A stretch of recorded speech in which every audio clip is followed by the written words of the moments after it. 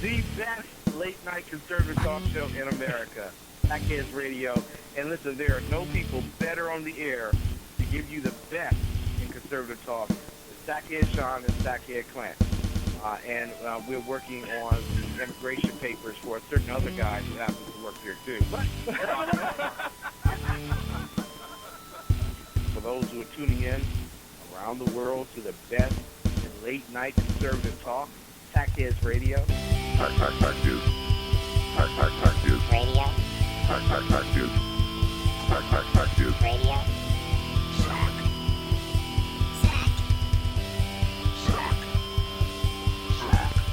The best late-night conservative talk show in America.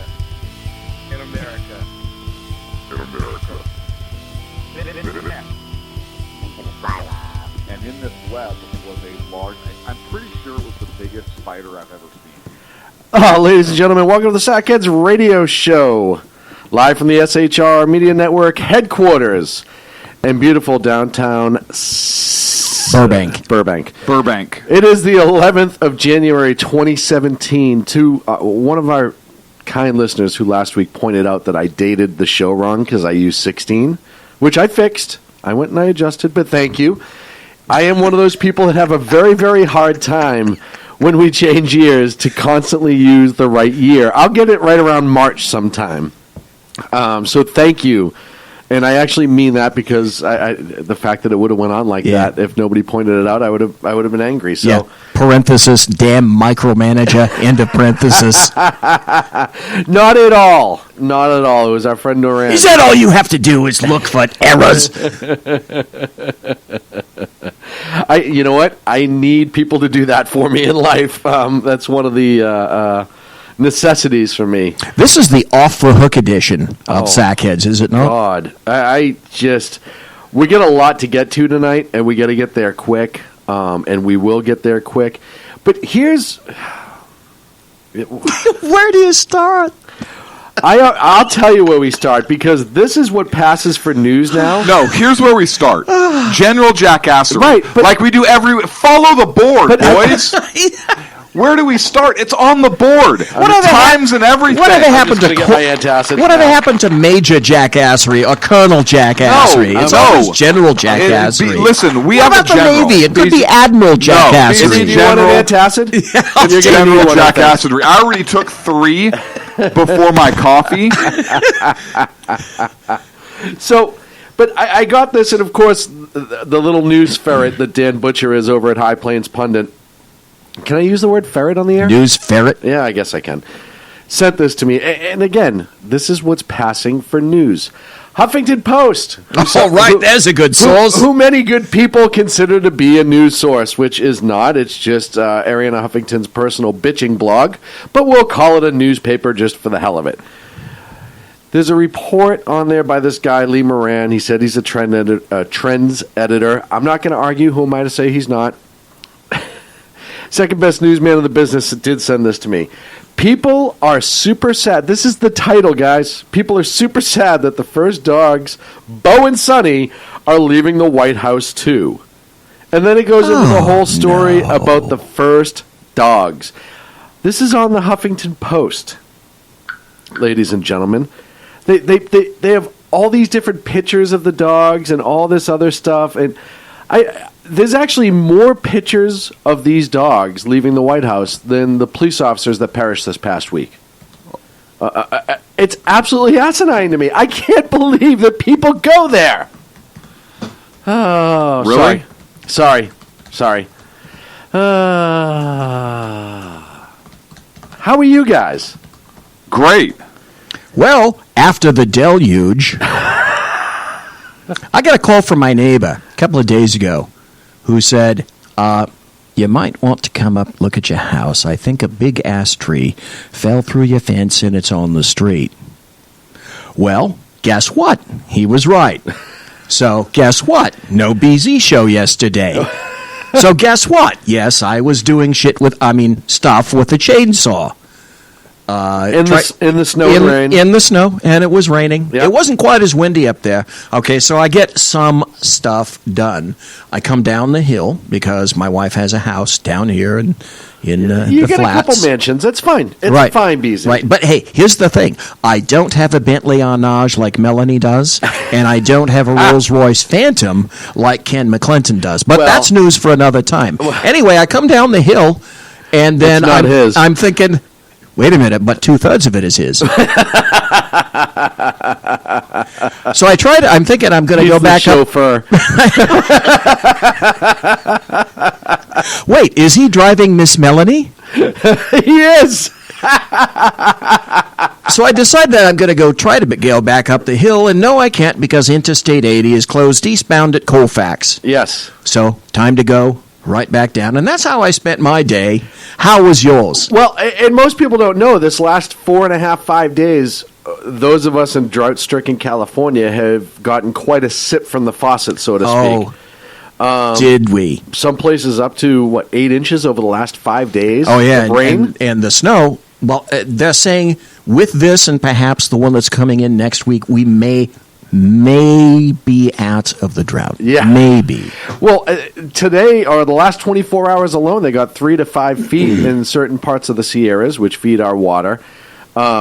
They've had to open up, we have what's called weirs off the major rivers, and they release water over the riverbanks and into kind of spillouts, if you will.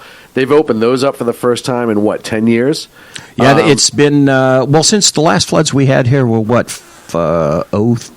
04, something like that? It was And then we had I think it was last night. Right. Then we had the big one We in did last 97 and 98.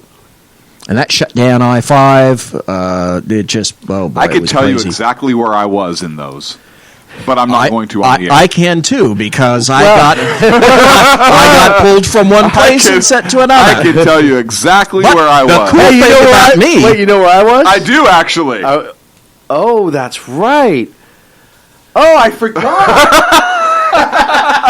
You know what the cool thing was about me? They gave me a deuce and a half to drive around. Hey, you know, That was a lot of fun. I'm envious, actually. That was great. Wait, like a really drunk guy? Right. Except some people may not know what a deuce is, or they may not know what a deuce and a half. A deuce and a half is a very large old army truck that you see in World War II and Vietnam. Buy him now. Oh yes, you can. They will ford up to 5 to 6 feet. Yes. And it's a good thing Actually, I because think they were made that's by where AMC. I went. Okay. I don't think you they said, were Fords. They were AMCs. I don't know. You said deuce and a half, and I thought of like after a really big steak dinner. Like I'm thinking of something. Right. So that somebody was like instead of an 080s, like a 'Cause I've roomed with 1.5 or a Shaun 2.0. Yeah, exactly. After buffet in Vegas. I was a third. Yeah, so Oh. it was pretty obnoxious, the amount of rain. We've actually had some levees let go. Dave said in the chat room, let's see if California is stupid enough to release this fresh water in Already the ocean. going up. Oh, it's already happening. The answer is Already yes. already yes. happening. Yes. Yes, so Dave, Yeah.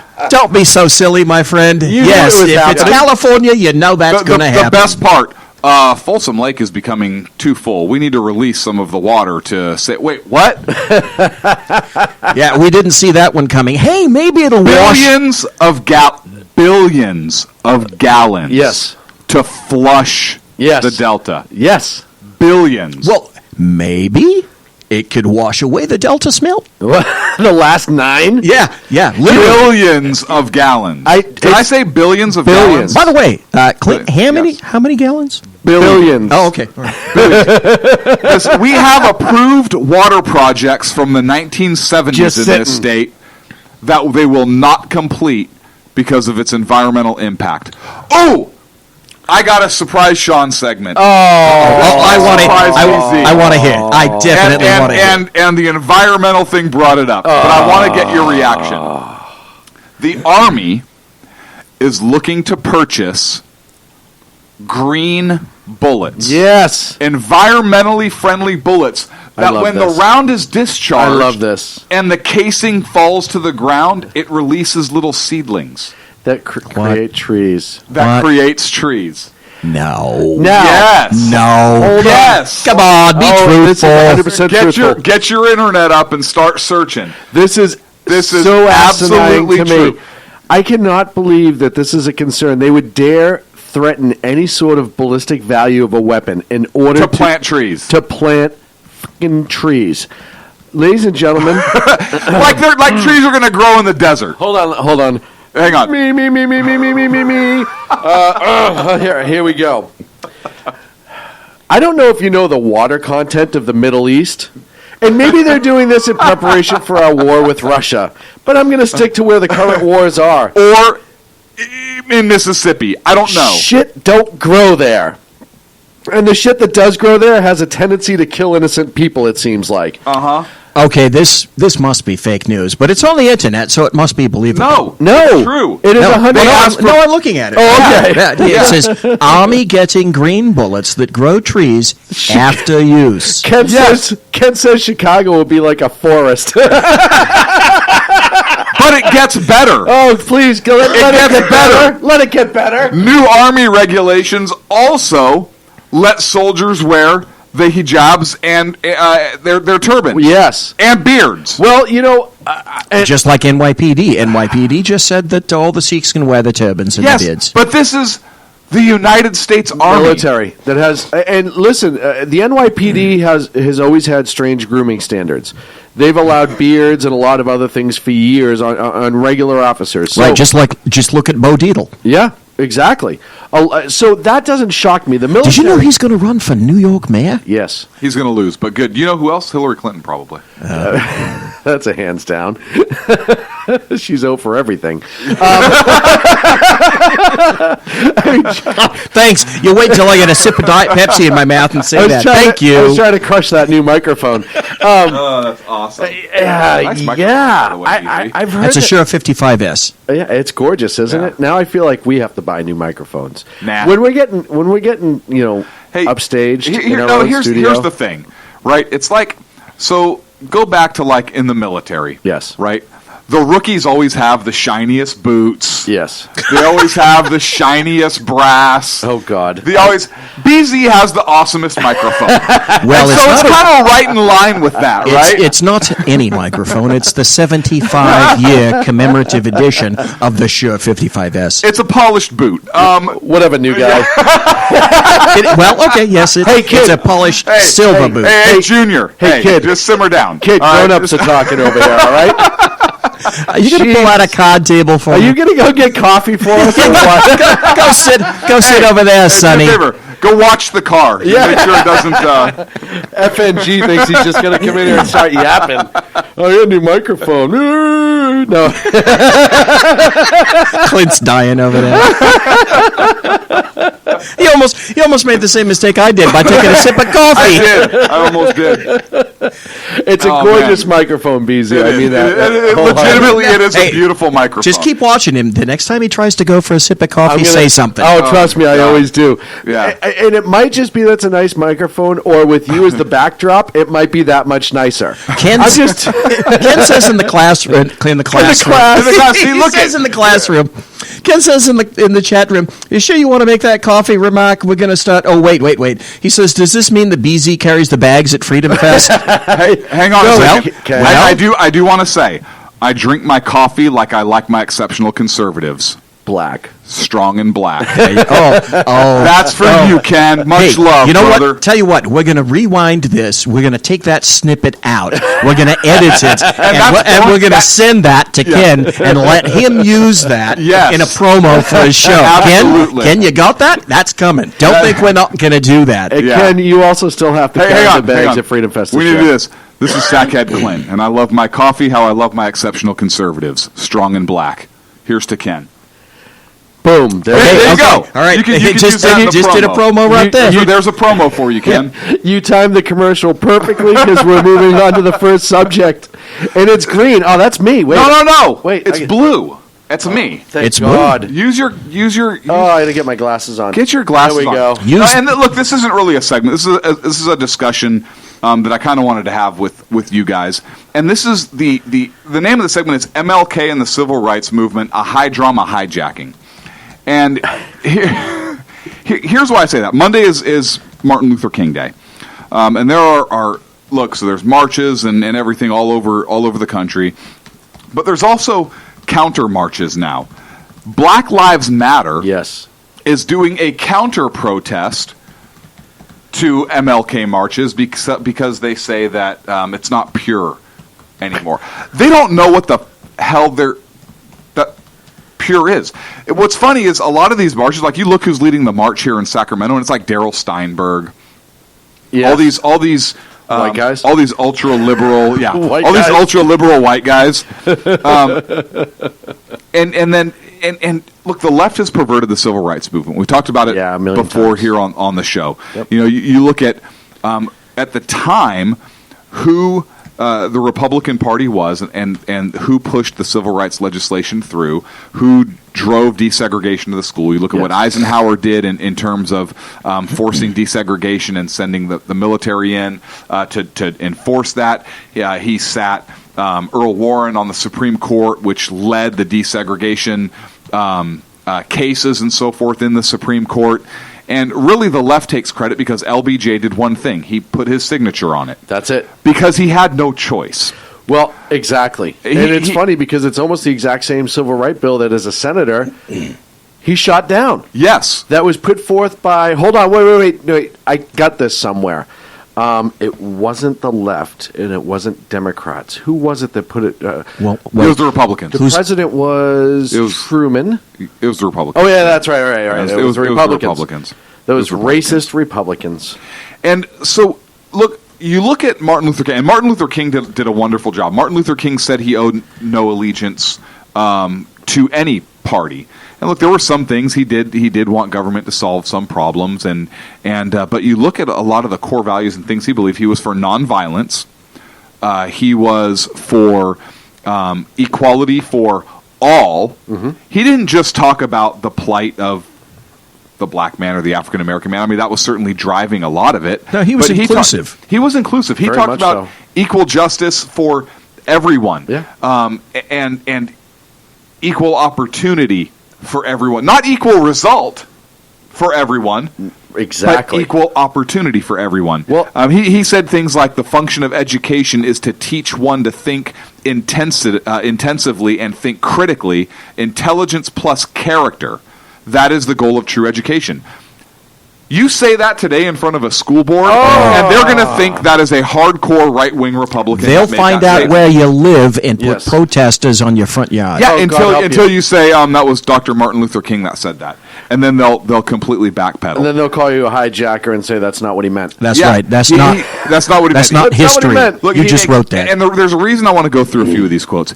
He says, human progress is neither automatic nor inevitable. Every step toward the goal of justice requires sacrifice, suffering, and struggle, the tireless exertions and passionate concern of dedicated individuals. He talks about the ultimate measure of a man is not where he stands in moments of comfort and convenience, but where he stands in times of challenge and controversy. Love is the only force capable of transforming an enemy into a friend. In the end, we will not remember the words of our enemies, but the silence of our friends. Very inspirational man. You look at another person who was kind of in the civil rights, big in the civil rights movement. That's Malcolm X. Yep. And I want to contrast Dr. Martin Luther King a little bit with Malcolm X, because the left loves to mention Martin Luther King and celebrate Martin Luther King, as they should. Absolutely. He should be celebrated. He did so much. Celebrate actually in his honor and not in just a hijack. Right, absolutely. We know the left has hijacked the civil rights movement. They claim the Republicans are the racists and all this other stuff. And look, I'm not begrudging the Democrats from celebrating Martin Luther King's legacy. I think they should. I think everybody should. He was such an important figure in our history and what he did for such a large segment of our population, and how he really helped to transform the character of our nation. And he spoke about character exhaustively. Character was a huge deal. You know, judge a man not by the color of his skin, but by the content of his character.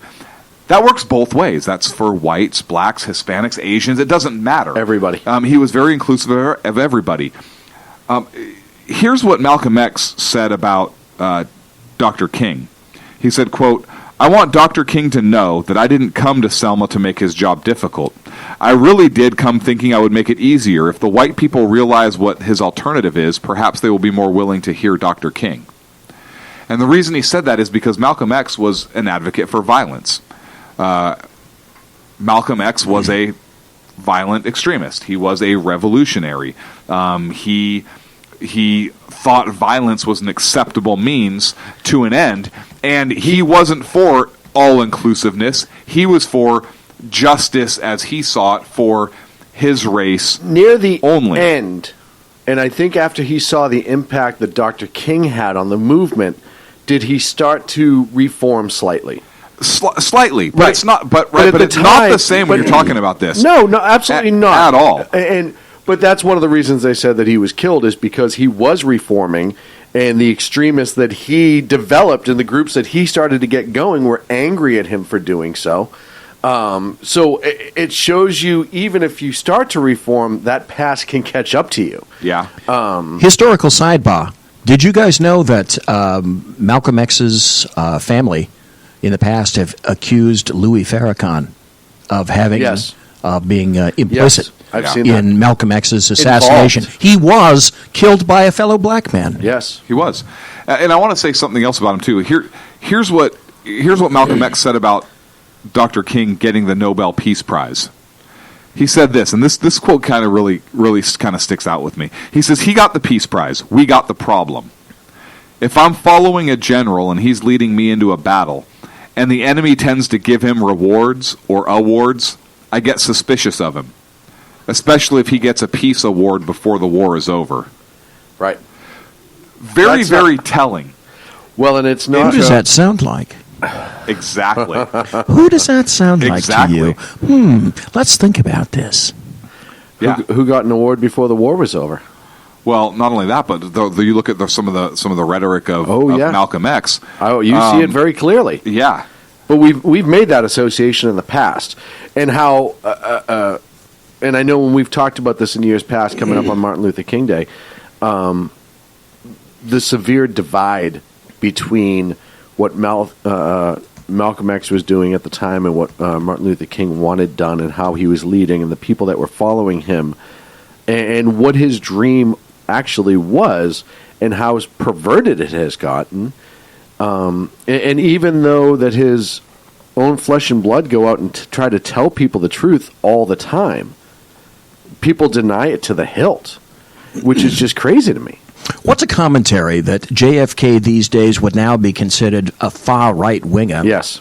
And that Martin Luther King would be considered a moderate or a sellout? Yeah. Well, Yeah. they'd call him Uncle Tom.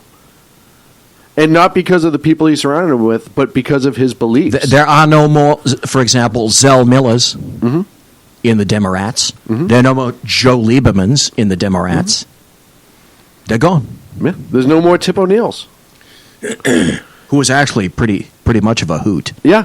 Oh, yeah. So I want to read you this other quote from Malcolm X. It says, "Last but not least, I must say this concerning the great controversy over rifles and shotguns. The only thing I've ever said is that in areas where the government has proven itself either unwilling or unable to defend the lives and the property of Negroes, not everybody, like Martin Luther King would say, but Negroes, it's time for Negroes to defend themselves. Article number 2 of the constitutional amendments provides you and me the right to own a rifle or shotgun. It is constitutionally legal to own a shotgun or a rifle. This doesn't mean you're going to get a rifle and form battalions and go out looking for white folks, although you'd be within your rights. I mean, you'd be justified." Move the flagpoles. Right? All you have to do is just move the flagpoles.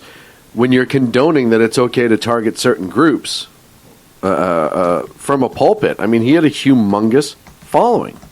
Yeah. It was very scary. Very scary. Yep. Hey, you ever hear Malcolm X when he talked about blending the cup of coffee? If it's too strong or black, you pour cream into it, and eventually it kind of softens it up enough. So it talks, basically he was preaching against race mixing, and he says the common enemy is the white man.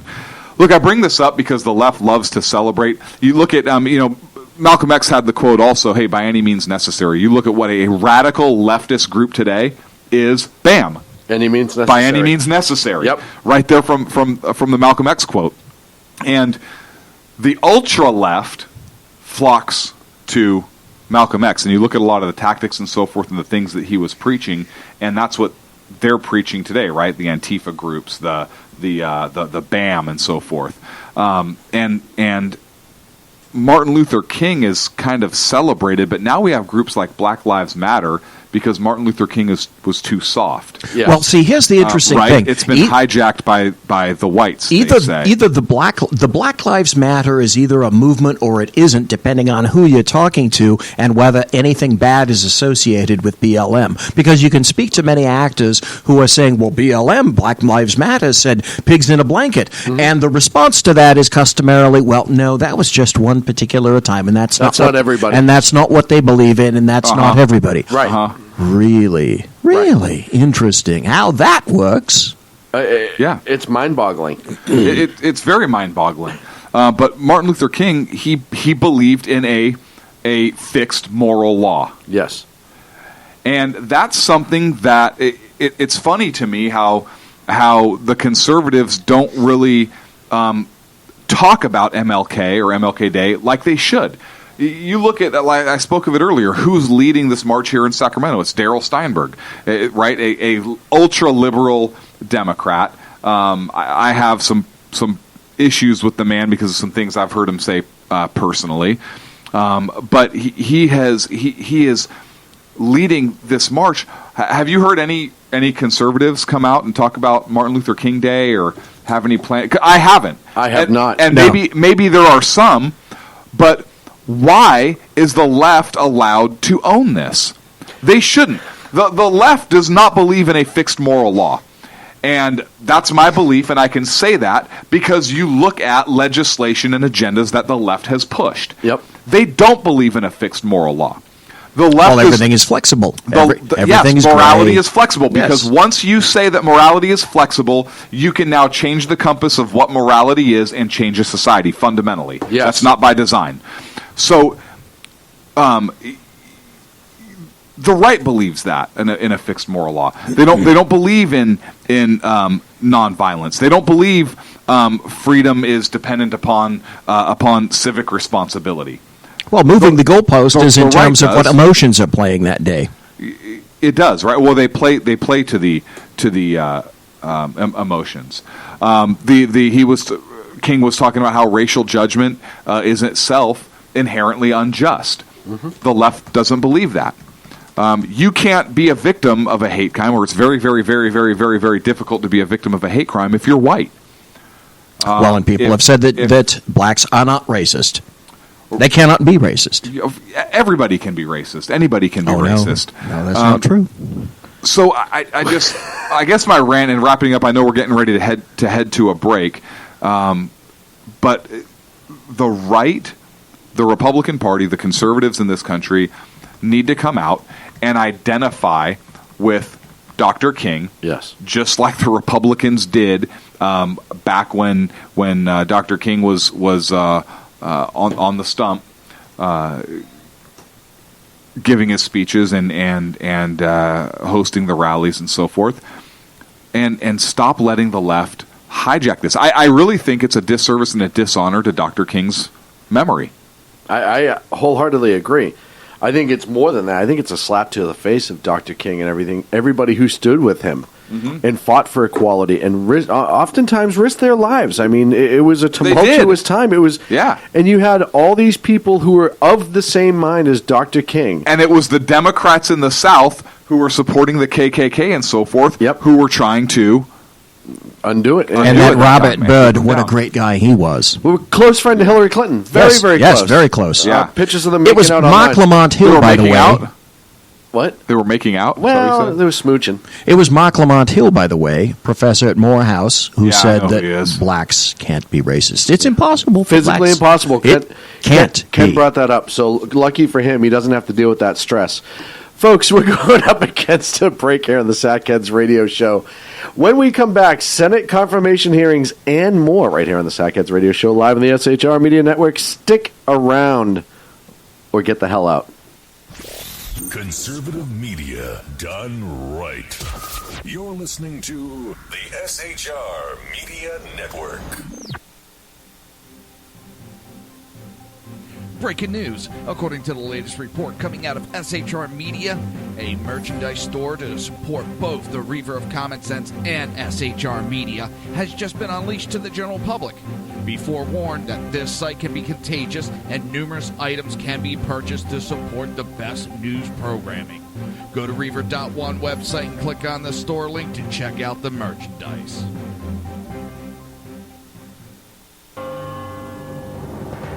Hello, I'm Matt, a student at Hillsdale College. Here's Hillsdale President Larry Arnn on the continuing relevance of the Constitution.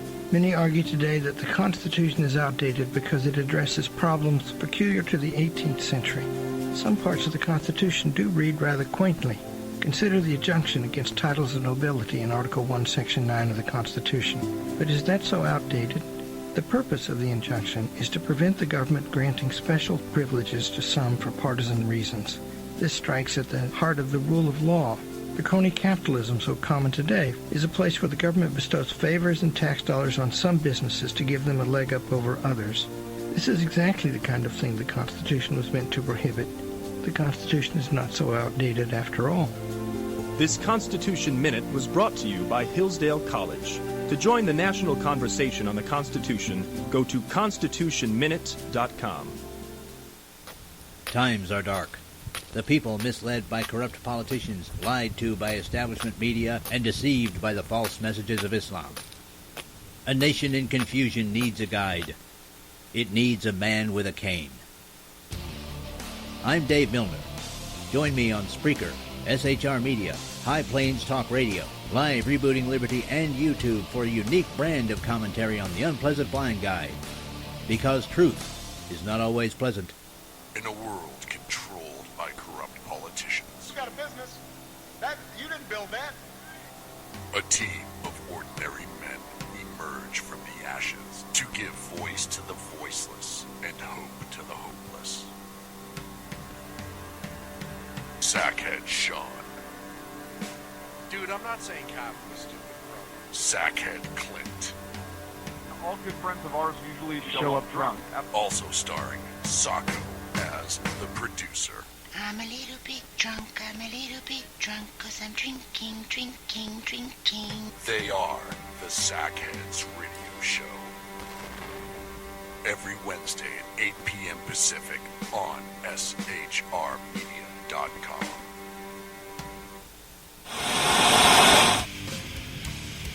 Beware, the Jersey Takeover is here. Every Monday through Friday, 11 a.m. to 1 p.m. Eastern Standard Time. You can catch the Reaver of Common Sense Show, hosted by Jersey Joe, right here on SHRmedia.com and HighPlainsDailyNews.com.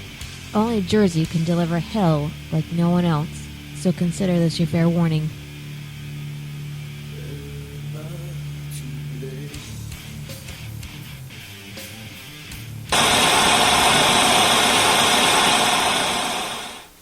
Conservative media done right. You're listening to the SHR Media Network.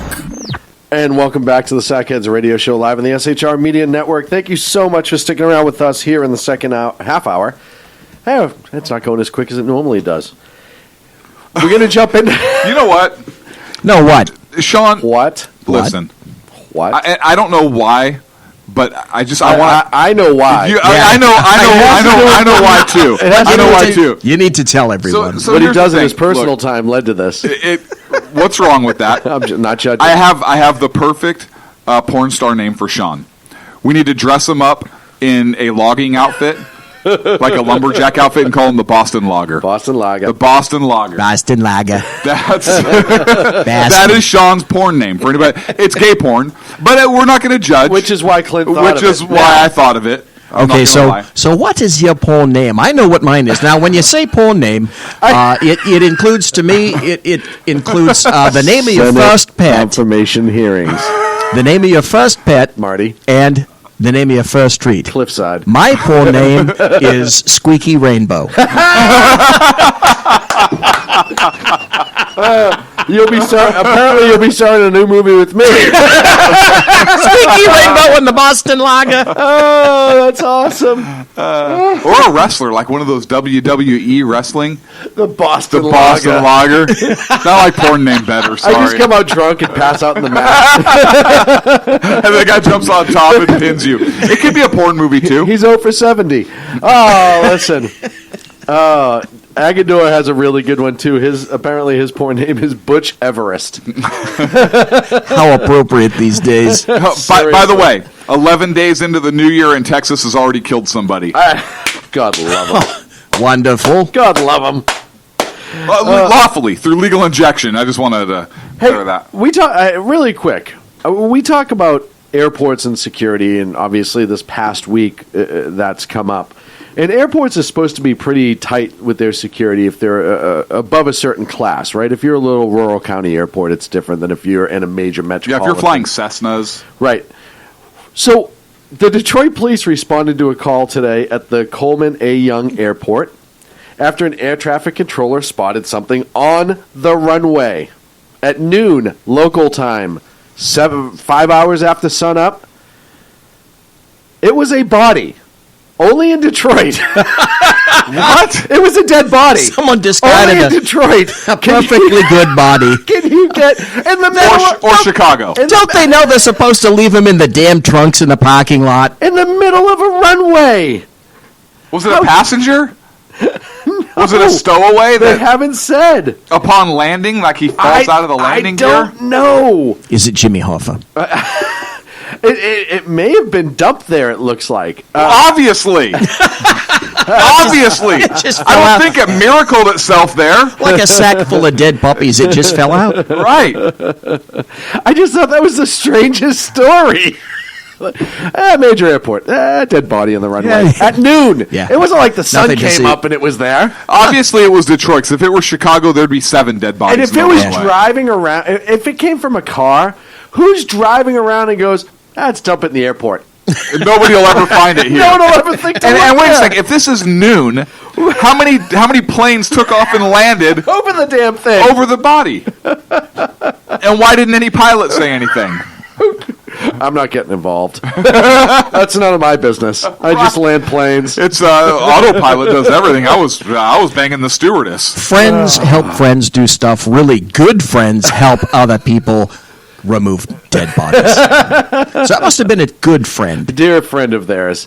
Let's move on to the Senate confirmation hearings that are occurring this week.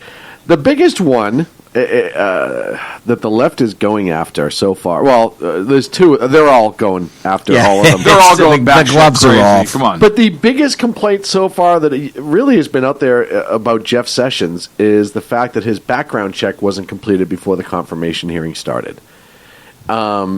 Which, honestly, if that's what you're going after, if that's what the highlight of it all is going to be, not a lot there, huh?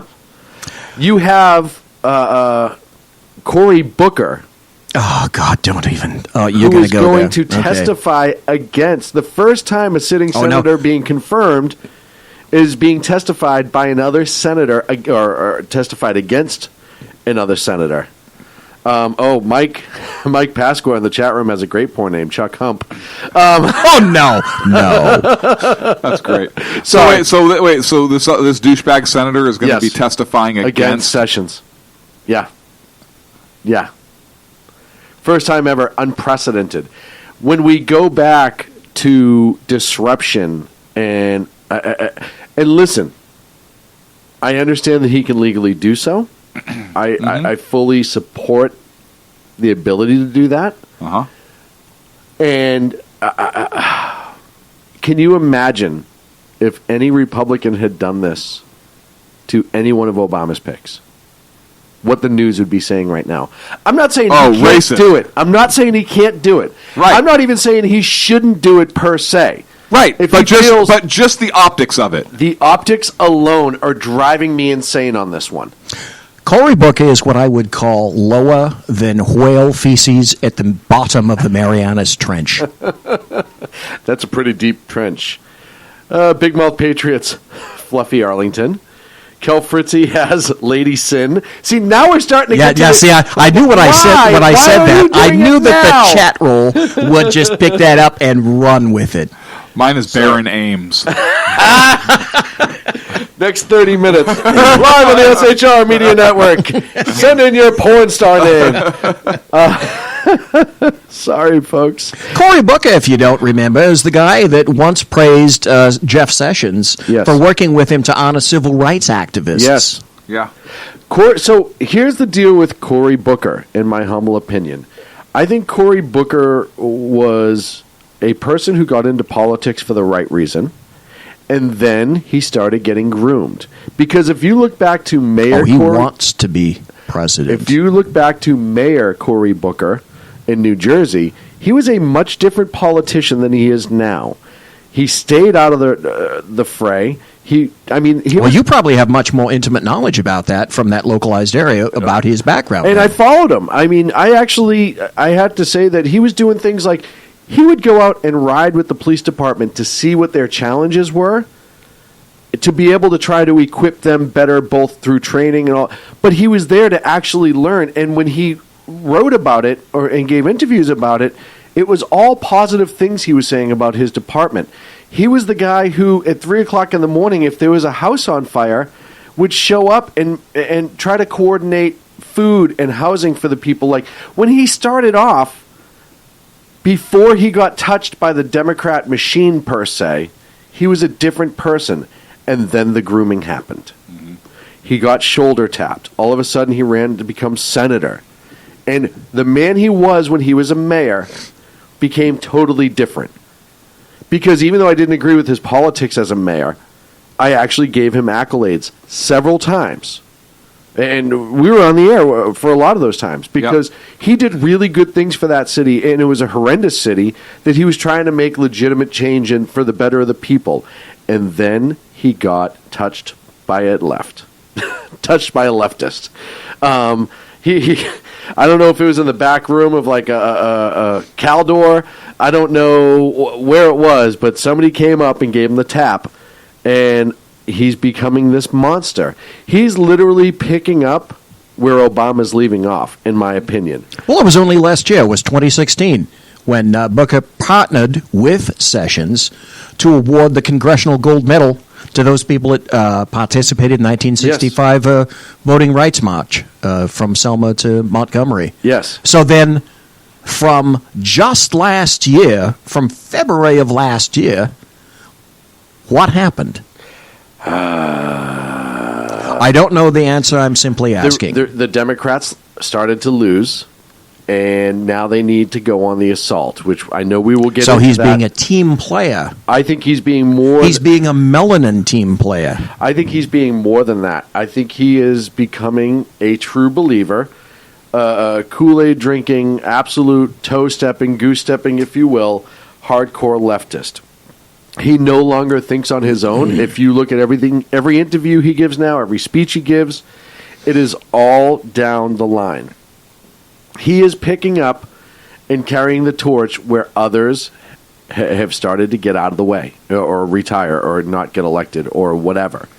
He is that uber leftist now. He is Obama before Obama became Obama. He will, and I mark my words with Cory Booker, you will start seeing him all over the place for the left now. They are going to use him because, and when I tell you that it comes down to power with the left, and I wholeheartedly mean this, they looked at this election. We all know they haven't learned anything, any of the lessons they should have learned this election. They haven't learned, which is, we'll get into that in the next section. Well, the media is right along with them. Well, that's why. That's the reason. So I guarantee you that the Democrats are sitting around saying, well, we couldn't get a white woman elected. Let's go back to a black guy. Mm-hmm. They're going to play on the emotion yet again. Well, and everyone realizes Obama's not going away. Oh, no. He's going to be right there. He's renting a mansion, literally a mansion, in D.C. Yep. My post tomorrow is going to be that he's putting up a wall. Yes. Now, walls for Mexico, bad. Walls around Obama, good. Guns in the possession of citizens, bad. Guns protecting Obama, good. Good, yep. Absolutely. And you will see Obama and Cory Booker spend a lot of time together. I'm certain of that now. I wasn't quite cognizant of how in tune, I suppose you could say, he is in terms of. I knew that he wanted, his whole thingy was he does want to be president someday, but I didn't realize how soon and with what grace he's going to be anointed. Well, look at the Democrats got a first-term senator elected last time. So, well, and the other thing is, look at what they have. What do they have to offer? Old, doddering white people, right, and one half black guy. Right. Who's not going away. Right. Yep. So what's the future? It's either you embrace him, or you go back and embrace all the people like Pelosi. Which you can't do. And you have Clinton to start. I've said this before. No, they're gone. If you're the Democrats, you have to get away from the Nancy Pelosi's, because as crazy as Nancy Pelosi is, she doesn't come out with that militant left approach. She comes out as progressive lunacy. But she's not militant left. Now, she is in her actions. But when she speaks to constituents and people, she's not as militant as they want their spokesman to be, or spokeswoman. So you have to start, if you're the left and you want to keep pushing this crazy narrative, you have to get rid of Nancy Pelosi and Dianne Frankenstein. Because they're goofy progressives, but that stage is gone for them now. They've gone to this militant left progressivism. Where it is, if you're not with us, you're against us, and we will upstage you however we can. And we're starting to see that with these Senate confirmations. So that was Sessions, and I think that's the biggest news. And now listen, Sessions is going to pass.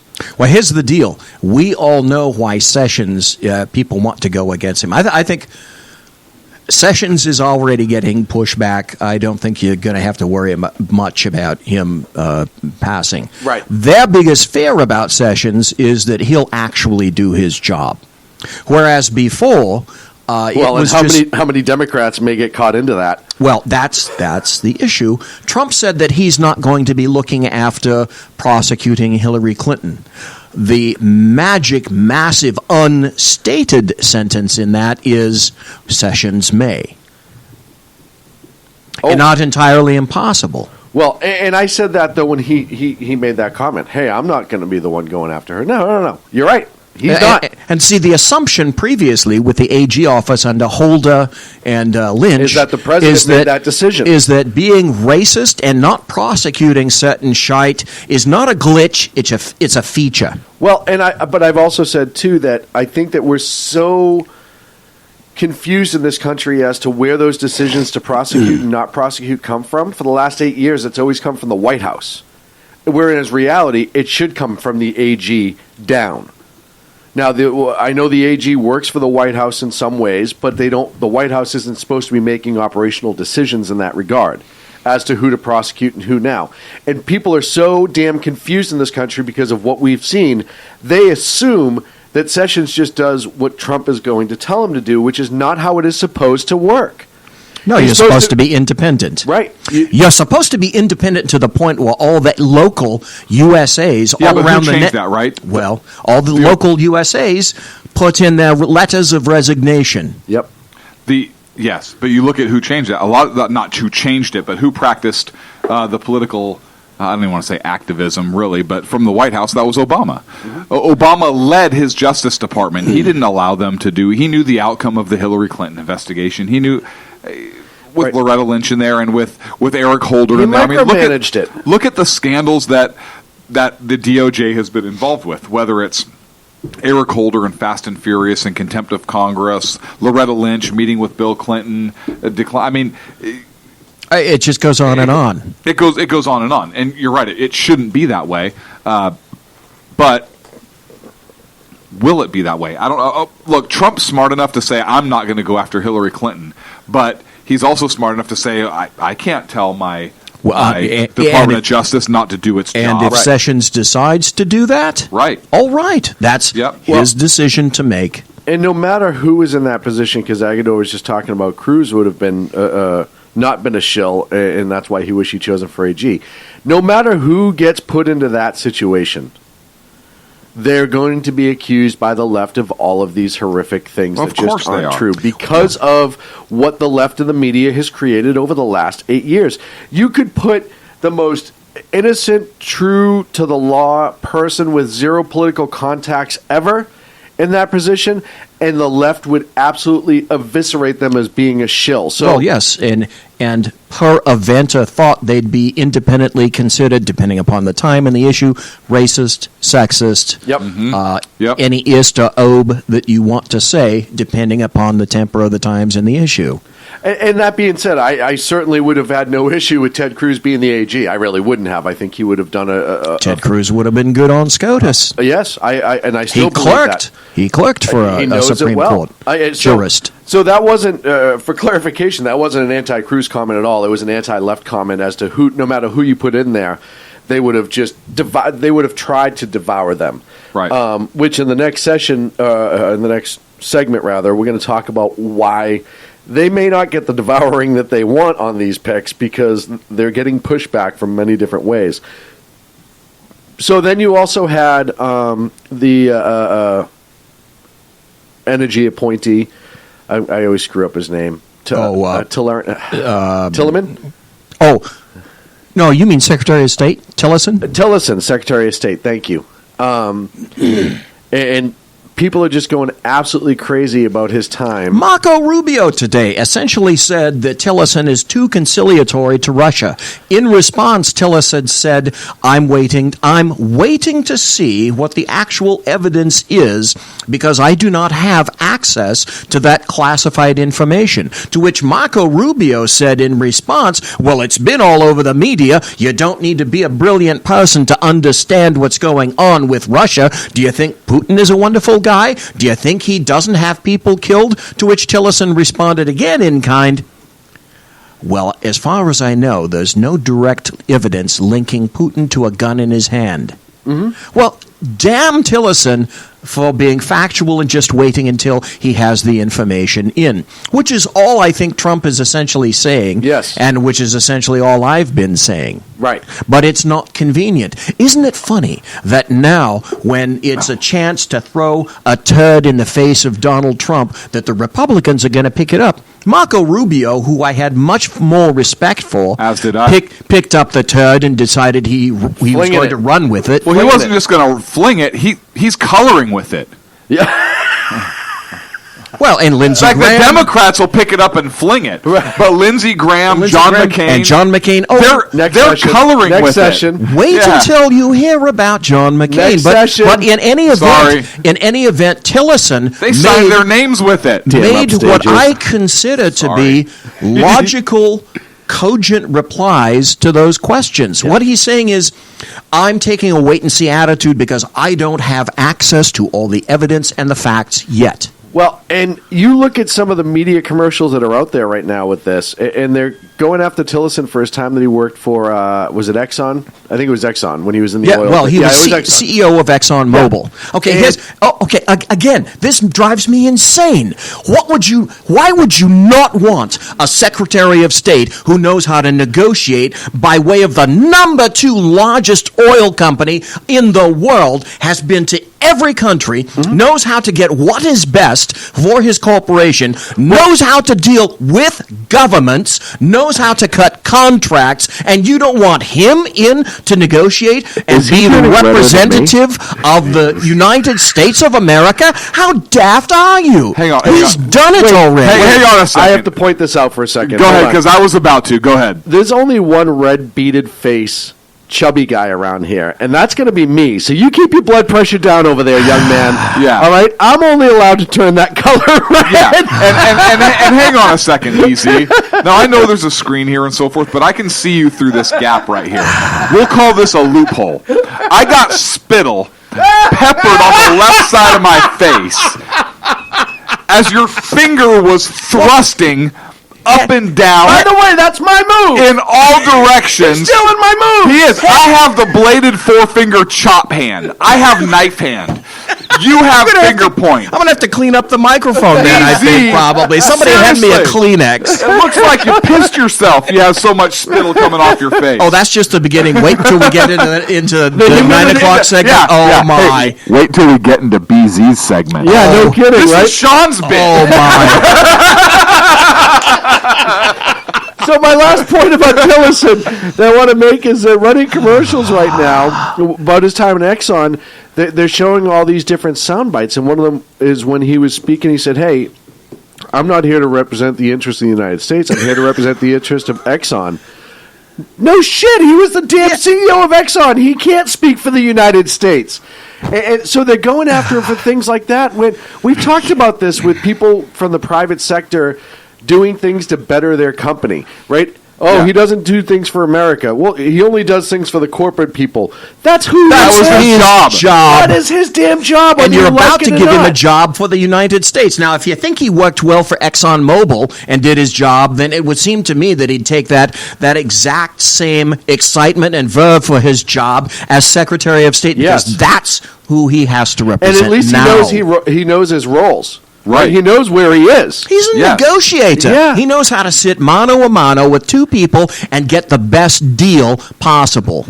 I just thought it was absolutely amazing, the things that they were... and they're running commercial ads about this. Call your senator. Tell them not to confirm. They're going to do that with whoever Donald Trump puts up. But my other thing about the left is, where's all this money coming from? We just came out of this huge election cycle where you spent billions of dollars... and you're still digging up money to fight things like this. Well, and Obama is going out fundraising again. Again. Why? What's he going to run for? Mayor? He's going to run for Imperial... Grand Wizard of the United Nations. I don't know if that's what it's called. That's not what it's called? Google that? Let's Imperial Grand Wizard of the United Nations. Hang on, I'm looking. I don't know if that's exactly... That's the IGMUN, isn't it? Imperial... Ken in chat said, regarding my frothing, he said, clean up on aisle 7. Oh, 8 and 9. All of them, actually. We're going to see this for the next couple of weeks. Every single person that's going to get confirmed. Like I said, he could choose Mother Teresa, and they would call her an extremist. Now, hang on a second. I have irrefutable proof that the United Nations is run by the KKK. Okay, let's go for it. So I put in a Google search. Oh, boy. Imperial Grand Wizard of the United Nations. And it came up, Imperial Clans with a K of America. Official site. Number one hit. Well, Google can't be wrong. Number 2 hit, Imperial Wizard and MS Grand Dragon speech in August of 2016. The next hit is Who is the Imperial Wizard of the KKK? Irrefutable proof. I search for Imperial Grand Wizard of the United Nations, it gives me Imperial Grand Wizard of the KKK. And we all know how freaking smart Google is. Well, that's right. What they say goes, mister. Yeah, you get one of their devices in your home, they'll freaking order toys for you from the television. Hey, you want to hear something funny? Did you hear that? Yeah. I get a guy who I worked with. His name's Ed. And Ed's a black guy who has the local number for the KKK saved to his phone, and he calls them almost daily to remind them that he's black and still free, and then laughs for literally 30 seconds and hangs up for him. I was there for one of the phone calls. I love that. One of my favorite things. I hugged him for genius. that. He's like, every single day when I get bored, I'm like, let's call the KKK and say hi. I was like, that's brilliant. He's like, do you know how long it took me to find the phone number? I love the response that somebody had at Alexa when they said, well, Alexa's not listening to you. She doesn't do anything until you say, hello, Alexa. Yeah. Wait a minute, you blithering idiot. How do you think it listened to you say, hello, Alexa? Well, and here's my favorite listening part. To you. I have one. And you can set the settings on it to not buy. You can actually set the settings on it for everything. I will tell you right now, I am going to buy like 5 more. I love it. I use it for everything. I use it all the time. Do you have an Xbox One? Yep. It's built in. Why are you buying more? You download Alexa. The look on your face right now is beautiful. I know that, but Alexa isn't in the other room. Not Alexa, Alexa. Shut up.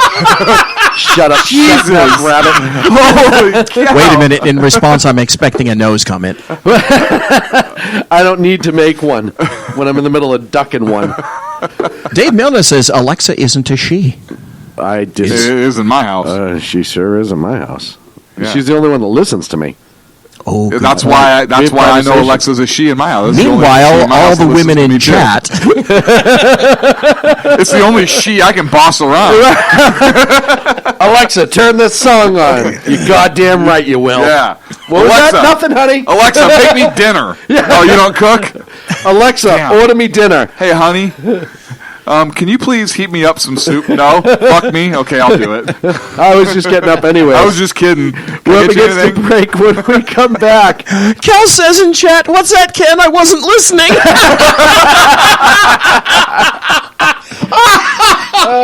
When we come back, Intel, Russia, and Media. Oh, my. Right here on the Sackheads Radio Show live in the SHR Media Network. Conservative media done right.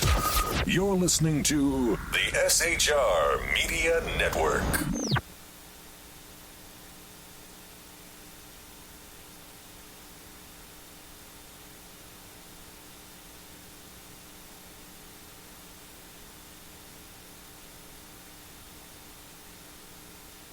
Hey, it's Shaun from the Sackheads Radio Show. Also one of the owners here at the SHR Media Network. Are you opinionated? Have you ever wanted to do your own show? Have you ever heard somebody like the Sackheads and go, yeah, I could probably do that better? Well, now's your chance. Send me a 5-minute clip at sackheadsradio@gmail.com, and maybe you can be part of the SHR broadcasting team. sackheadsradio@gmail.com. Times are dark. The people are misled by corrupt politicians, lied to by establishment media, and deceived by the false messages of Islam. A nation looking for direction needs a guide. It needs a man with a cane. I'm Dave Milner. Join me on Spreaker, SHR Media, Pundit Press Radio, and YouTube through the SHR Media page for a different kind of commentary on the unpleasant blind guy. Because the truth is not always pleasant. In a world controlled by corrupt politicians. You got a business. You didn't build that. A team of ordinary men emerge from the ashes to give voice to the voiceless and hope to the hopeless. Sackhead Shaun. Dude, I'm not saying Calvin's stupid, bro. Sackhead Clint. All good friends of ours usually show up drunk. Also starring Sako as the producer. I'm a little bit drunk, 'cause I'm drinking. They are the Sackheads Radio Show. Every Wednesday at 8 p.m. Pacific on SHRmedia.com. The bloviating Zeppelin. He's big-footed enough radio shows to last a lifetime, courtesy of Shaun, Clint, Ken, and Jersey Joe. Now it's time for him to waddle on his own 2 feet via the glorious SHR Media. Gird thy loins for the bloviating Zeppelin's Berserk Bobcat Saloon. Coming soon to Ossicles near you. Excelsior. Conservative media done right. You're listening to the SHR Media Network.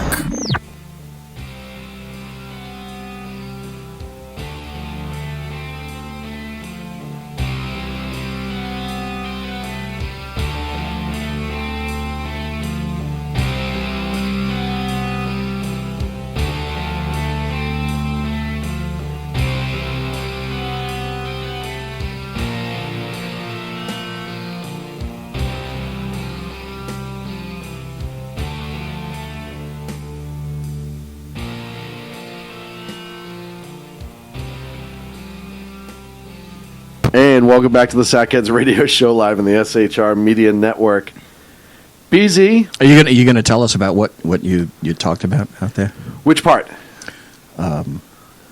God dang it! Now that I just blanked. Okay. I was going to come in here and say that. We were talking about Alexa outside for a few minutes, and then what happened? I don't remember. Oh, dang. And at your age, I don't expect you to remember. So I don't know. That's not going to happen. I don't even know why we put that on you. I'm sorry. Why did you guys hire me anyway? We needed the money. Wait, you hired us. Yeah, I was going to say. Wait a minute. No. I like this idea of him thinking he works for that us. audition with soft shoe I had to go through, and then I had to wear the cleats. Then you had to Heels. have you. We call those heels. Heels, Yeah, those are called heels. And then you gave me the exercise why I had to put the hose on the chicken. Yes, and that. Do you know how tough that was? Well, that's the part you failed. It wasn't supposed to go on the chicken. I really wish we clarified that before because that turned out much different. Have you ever tried to get hose over a chicken's claws? Hose. Hose. I see where we went wrong. I should have gotten the material for him. Yeah. Okay, good. Let's move right along to the big board of topics. Or Spanx. You ever tried to put Spanx on a chicken? That's tough. Did you just say, have I ever tried to spank a chicken? I've choked one. Intel Russia Media, oh my. And we're going to get deep into this because it's probably going to go kind of long. BZ, sir, this is your topic. Take it away. Yesterday I wrote a post. Mr. EAP. And it originally... Oh, that's what we were going to talk about. You were going to refer me to EAP. That's right. I knew exactly what it was. Oh, my God, I do have a memory. Only when prodded. But who needs EAP when we have whiskey? Exactly. Well, yeah, like I said... Macallan, it's right up there. We need to do the drunk show very soon. As soon as we can get a motel room. Yeah. Somewhere where we don't have not to together. drive. Not together. No. Just for the record. No. Not together. Right. Because that's creepy. Not Go on. Not that there's anything wrong with that. No, not again with the lager. Please, go on, folks. Wait a minute. Do you mean Boston Lager, Killing me. Logger, or Lager, Lager? You're killing me, Smalls. Well, it's a play on Moving right along. All right. This story came out in the Washington Post yesterday. It said intelligence chiefs briefed Trump and Obama on unconfirmed claims Russia has compromising information on President-elect. And it said a classified report delivered to President Obama and President-elect Donald Trump last week included a section summarizing allegations that Russian intelligence services have compromising material and information on Trump's personal life and finances, U.S. officials said. It's a fairly long article. It keeps on going. Basically what it says is, if true, the information suggests that Moscow has been assembling damaging information known in espionage circles by the Russian term kompromat, which comes from compromise, that conveniently should be used to coerce the next occupant of the White House. The claims were presented in a two-page, all of 2 pages, summary attached to the full report and addendum that also included allegations of ongoing contact between members of Trump's inner circle and representatives of Moscow. It really is an interesting article. You read that, and then it sources back to a site called BuzzFeed. Mm-hmm. We'll get there in time. This is all intertwined, and it all happened within the past couple of days. Now, it's no surprise for people that have been listening to the show, reading my blog, that you can place me into the category of being skeptical about the Russian hacking of the American election, which resulted in the defeat of good old Hillary. So what occurred in bringing this up is the Democrats tried throwing every possible excuse onto the political wall in order to see what's going to stick. And they started with the recounts for Hillary Clinton. Yes. Under the pretext of there being for Jill Stein. Yes. So it was Jill Stein doing it, but actually it was there to benefit Hillary Rodham Clinton. The Hill Dog. Right. And so what else was an excuse? Talk radio, Fox News, the Electoral College, FBI Director James Comey, misogyny on the part of females. What the hell? Fake news to encompass the Drudge Report, which, as I've said thousands of times, is nothing but an aggregator of news sites. Matt Drudge hasn't actually written anything in probably 10 years or more.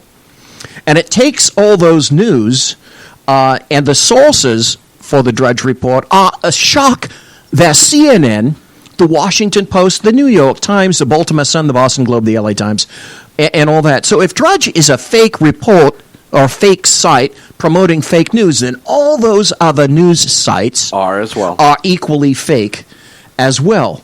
So I will argue that the Globe is very much in fact fake, but go on. Well, and again, you would know about that, I will having argue been that there. And, CNN is fake also. Yes. And that, this is one of those times where I wish we had that later on, that thing queued up of the news conference today. Oh, what an Donald amazing Trump. news conference. It was, we'll be getting to that. But basically, what's happened is the American media maggots, what I call the press, have lost their gatekeeper status. Yes. And they're desperate to lock it back up again. They're frightened, they're quaking to the very core, because they are losing control. And they're losing cash. They're hemorrhaging readers and bleeding cash. So the theme that somehow Russia hacked the election and not only favored Donald Trump to win has people that are protagonists and antagonists. And I was placed clearly in the skeptical category. But then, all right, this article comes out, and initially the source was a couple of months ago. Judge Napolitano and some other people were saying that the NSA was actually responsible for the hacking and providing the information to WikiLeaks, because the NSA, Hillary Clinton, had compromised Gamma-class intel. Yes. And Gamma-class intel, ladies and gentlemen, if you just tuned in, is the very highest intelligence possible. So the NSA essentially took umbrage to the revelation that she had leaked all of this information, decided that they were going to go directly to Julian Assange. Well, Julian Assange all along has said that Russians are not the actors who are responsible for this. Then there was a tech site that I referred to, which also said the information with all the... You can read the article. I'm not a geek. I don't get it. But basically what they're saying is the tech info from the source is such that it's Ukraine-based, but it doesn't indicate that it's coming directly from Russia as an actor. Then here's the other deal. Hillary Rodham Clinton said that she would like to provide a drone strike against Julian Assange. Yes. So, well, it's the party of peace. As far as I'm concerned, that seems to me to be a wonderful motivator for Julian Assange to decide that he's going to do whatever it is that he can against Hillary Rodham Clinton. In other words, I don't think that he's going to be getting a Christmas card from her. Well, you know what, though? It would be funny if he sent one to her, so to speak. It would no Christmas card, just because people in that situation. That's like the black guy calling up the KKK. That's wonderful. I like that. Then here's the other thing. All the conflicts started coming out. All the eruptions of conflicting information. The FBI said that the Russians were not responsible. Then Obama said the Russians were not responsible. Then a UK diplomat said the Russians are not responsible. Then Assange said the Russians are not responsible. And the party line all along has been that 17 intelligence agencies say Russia was the source. And yet everybody all along, myself included, has said, all right, pony up the evidence. Right. And they did. In spades. They turned it all over. And Putin admitted to the whole thing. Right. And the Democrats were right. And people said they voted for him because of that, and voting machines were tampered with, and the election results were skewed forever. Well, see, what the Democrats are trying to provide is the meme that the CIA, Brennan, Clapper as the DNI. Clint. I'm sorry. That's okay. BZ. Just every once in a while, he still gets me. No. You would think after all this time I'd be kind of like used to it, but every once in a while he still gets me. I love you. I was just waiting for This is that. a time where we're like, we need to make out and go into the corner for a little while. I knew that was going to happen. You know, the lights are right over there. If you just turn them down, I can read from the illumination of the laptop. Yes. Go on. Not about the lights. I mean the story. I was going to get up and turn off the lights. I thought you'd say, "Okay, he wants the lights off. All right, okay, I can do that." Bring out the logger. That's right. Bring out the gimp. All right, what movie? Oh God, History of Bruce the World. Willis. No. Bruce Willis was in it. Yeah, come on. John Travolta. Chat Samuel room, L. Jackson. what movie? No, Pulp Fiction. Thank you. Oh, yeah. Wow. Yeah, but the meme is that the U.S., the CIA, the DNI, Clapper, Brennan, all those guys, they would not politicize intelligence. Mm-hmm. Except that, yes, they would, and they have, and basically that's the job all the time. I'm not pointing fingers at line-level guys, just like during the Comey controversy. I wasn't pointing my finger at the line-level agents. I was pointing my finger directly at the people that are above, the chiefs instead of the Indians, right, if you will. But it's these guys at the top who decide whether the information collected by the Indians, the line-level people, is going to be seen, and what is seen, if it's seen at all. So it's not a surprise that because of this and his skepticism, Donald Trump, that the holes of the various U.S. intelligence community, they're not real happy with Donald Trump these days. So Tuesday's article from the Washington Post, which contained, Washington Post admitted that it contained a lot of speculation and a little bit of fact, could be used as a sort of a cautionary tale for Donald Trump. In other words, watch your six, mister. Mm-hmm. So I was watching Charles Krauthammer on Bret Baier last night, and Charles Krauthammer specifically said, regarding this Washington Post article, when you get these spy versus spy leaks, you can't believe anybody because they're all lying, and that's what they do for a living, just what I said. And so you never know which side is lying. But I think that the very fact this story has surfaced is a way for the CIA to be telling Trump, you mess with us, we have a lot of information, we can mess with you.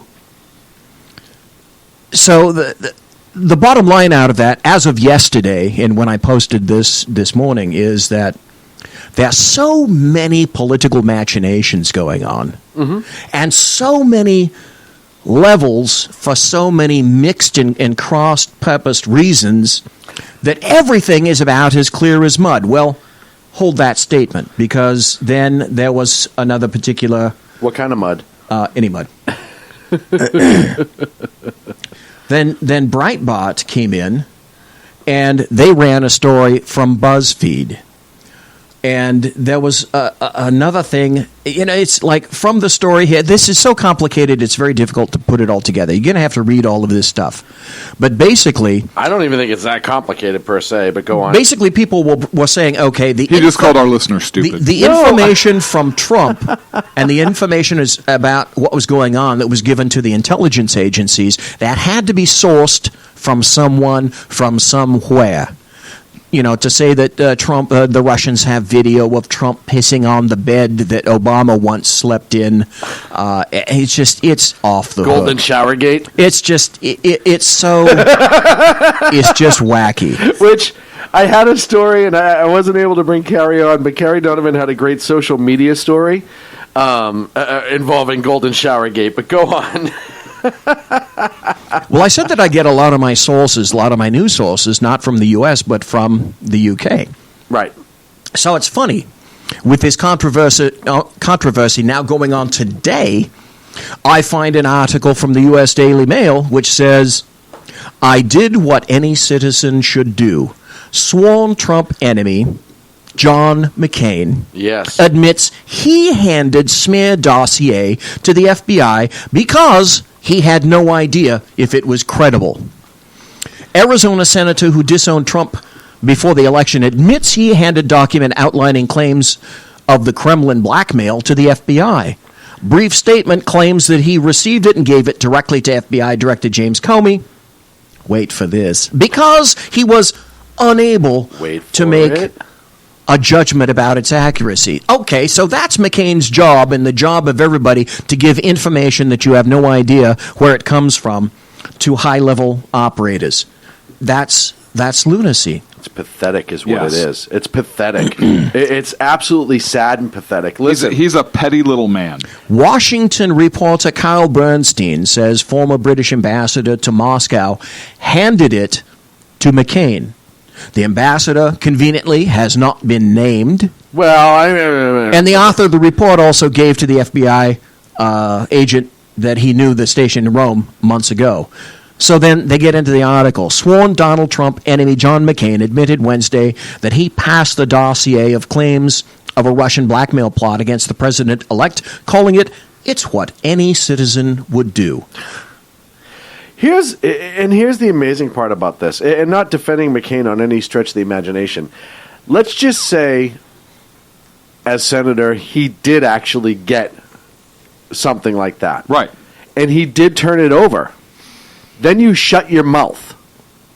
And it shouldn't be leaked until it's investigated. Mm-hmm. And that was one of Trump's biggest complaints today in his press conference is all this stuff that is supposed to be classified is getting leaked all over the place. Well, and that's the other deal. That's the corollary. And he made the good point also. He said, it's illegal. Yes. It's illegal. Yes. And it is. You know what? So I think Trump, since they want to play this, I think Trump should investigate the... all these fake news agencies. Absolutely. Well, it first appeared on BuzzFeed. Yes. Okay, BuzzFeed is owned by whom? It's an adjunct of whom? NBC. NBC, right? That's right. Yeah. Okay, so it's the place where NBC decides it wants to do its dirty work when it has dirty work to conduct. Mm-hmm. Then it gets sent out into the ozone. CNN then, thusly, picks it up. They don't say that they're 100% behind it, but up to that point, it's only been BuzzFeed and CNN that have released information about this. They've known about it for a while. Fox said we had an idea about it, but there was no credibility and we couldn't authenticate anything and corroborate the information. So we and other news agencies decided wisely, we're not going to release it. We can't corroborate it. We don't have a primary or a second source for the information. So until we do, we're just going to let it be, so to speak. Then this gets out to Trump. Then the intelligence agencies sit down with Trump and relay the information to him before BuzzFeed releases it and CNN releases it. Then the news conference to end all news conferences comes out. Do you blame him? No. We're going to be going there. Okay. Okay. But here's the other thing. Now there are responses about what BuzzFeed did and CNN did from, folks, do you remember Piers Morgan? Piers Morgan was on CNN for quite some time. And just so you know, BZ, because you may not be aware of this. It was before your time. The sackheads are at ideological war. And have been. Yes. With Piers Morgan. For an extended... Before you say anything pleasant about the man, know which side you're on. Okay. Tread very carefully. Is there history? Because there is a treason clause in your contract. Now you're talking me getting red. Look at Shaun over there. He matches his seat. Do you see how his face matches his seat? Shaun, am I lying? No, we do actually have treason contract. We do have a treason clause, and it was in the document you signed. Maybe we should stop for a moment, and is this a perfect time for you to insert information about Piers Morgan that I may not be aware of? He's an asshat, but go ahead. Yeah, he's a complete jackass, and we hate him, and we're at ideological war with him. I know where you're going with this, and I understand it. Yeah. I want you to So wait, are we giving him an exemption?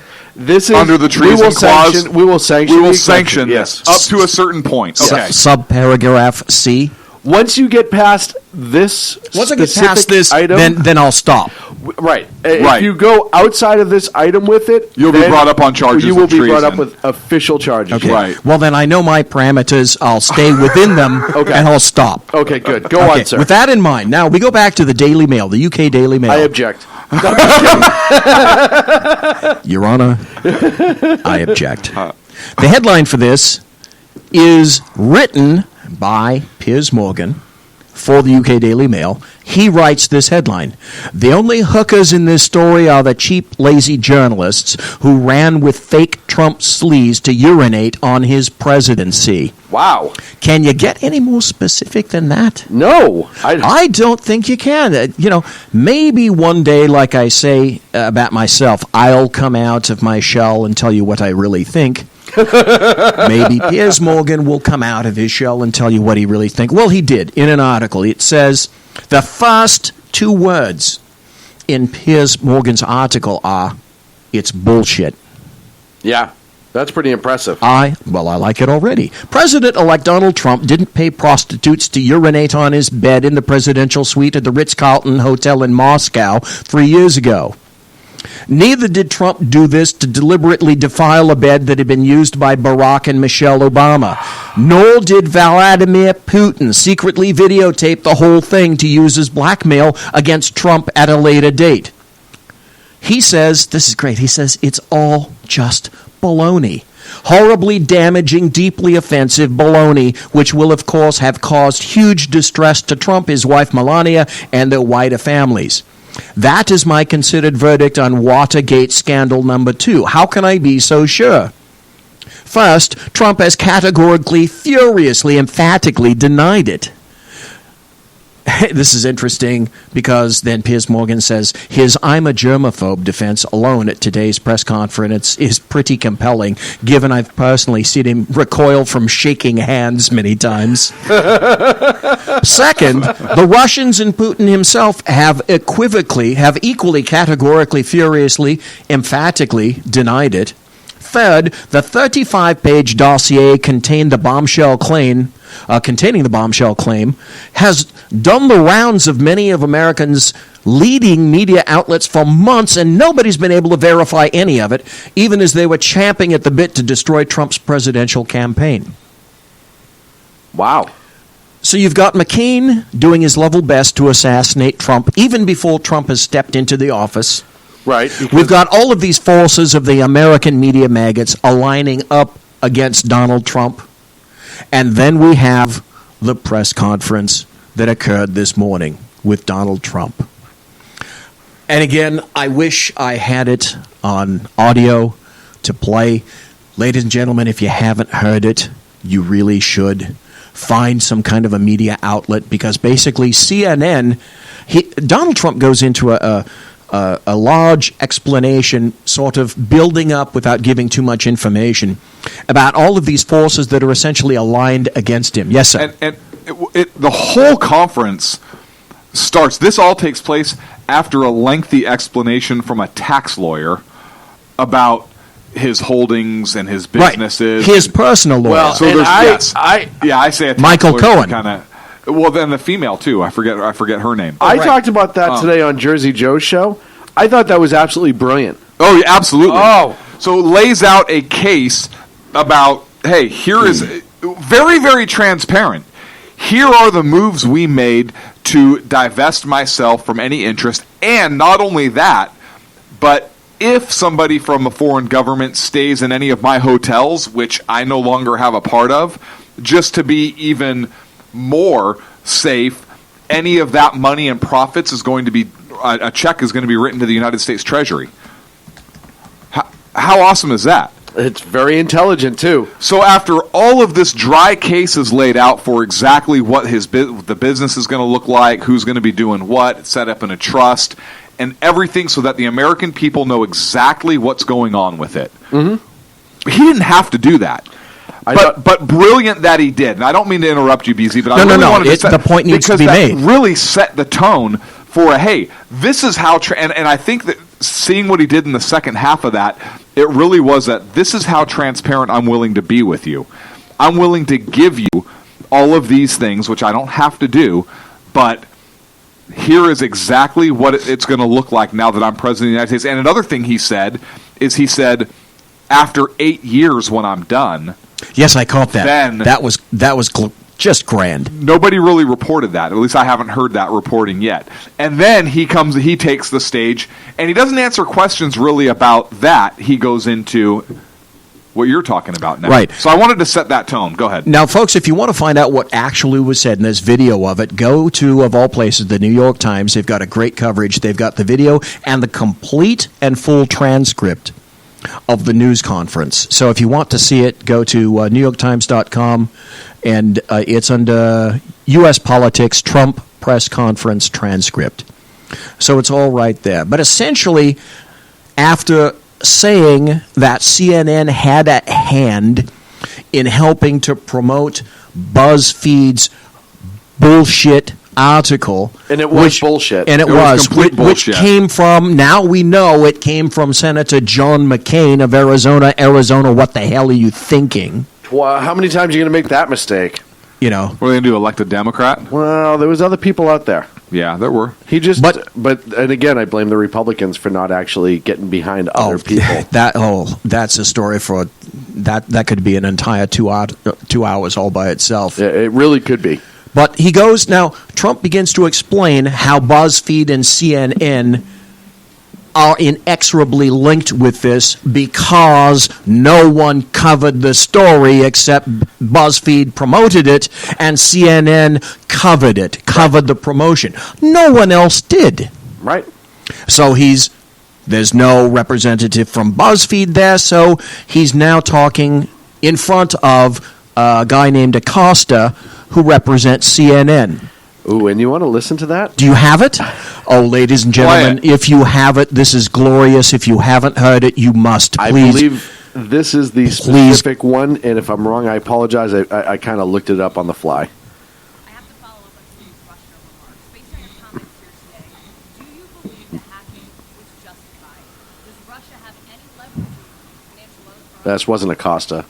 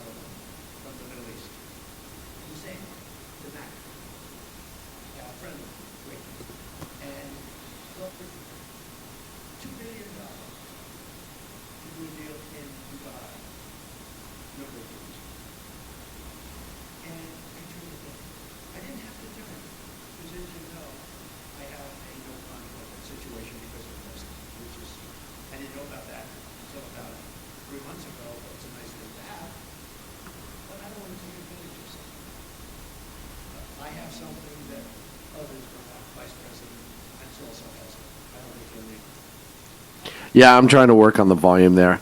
I know this eventually gets into the fight between Acosta and Trump on I think it's the next argument. This one leads up to the actual argument.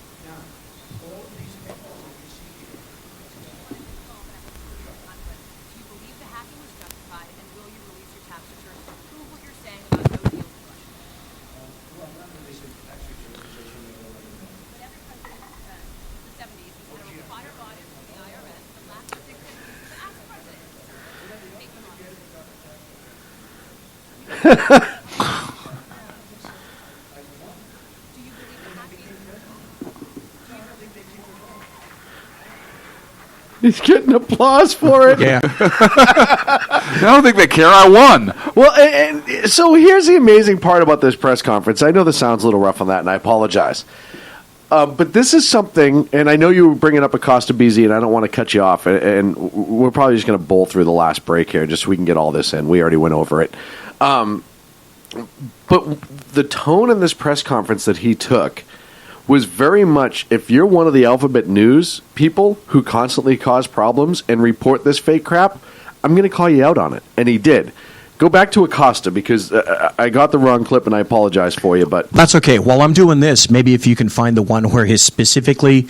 So I'll do this for a while if you can find the one that talks about fake news, because it is golden. I'm working on it. It's golden news. It's wonderful. Okay, so back at the press conference, there's a question from one of the persons. It says, first of all, did the heads of the intelligence agencies provide you with a 2-page summary of the unsubstantiated allegations? And secondly to that, on the broad picture, do you accept their opinion that Vladimir Putin ordered the hack of the DNC and the attempted hack of the RNC? And if you do, how will that color your attempts to rebuild a relationship with a leader who has been accused of committing an act of espionage against the United States? And Trump says this, and it's the truth, and very few people reported it, is this. Trump says in response, okay, first of all, these readings, as you know, are confidential. They're classified, so I'm not allowed to talk about what went on in a meeting. You know, hello, Captain Obvious. He said, but we had many witnesses in that meeting, many of them with us, and I will say again, I think it's a disgrace that information would be let out. I saw the information, I read the information outside of that meeting. It's all fake news. It's phony stuff. It didn't happen. And it was gotten by opponents of ours, as you know. Now, he didn't quite specifically name McCain, but he was considerate.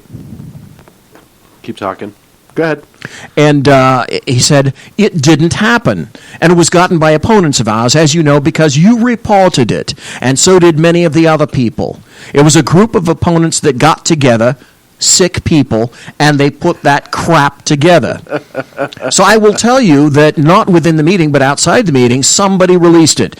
It should never have been. Number one, shouldn't have even entered paper, but it should have never been released. But I read what was released. I think it's a disgrace. I think it's an absolute disgrace. As far as hacking, this is now for the American media maggots, and he said this before, once I read this, you can take a big cup of shut the fuck up, because now he says unequivocally in one sentence, as far as hacking, I think it was Russia.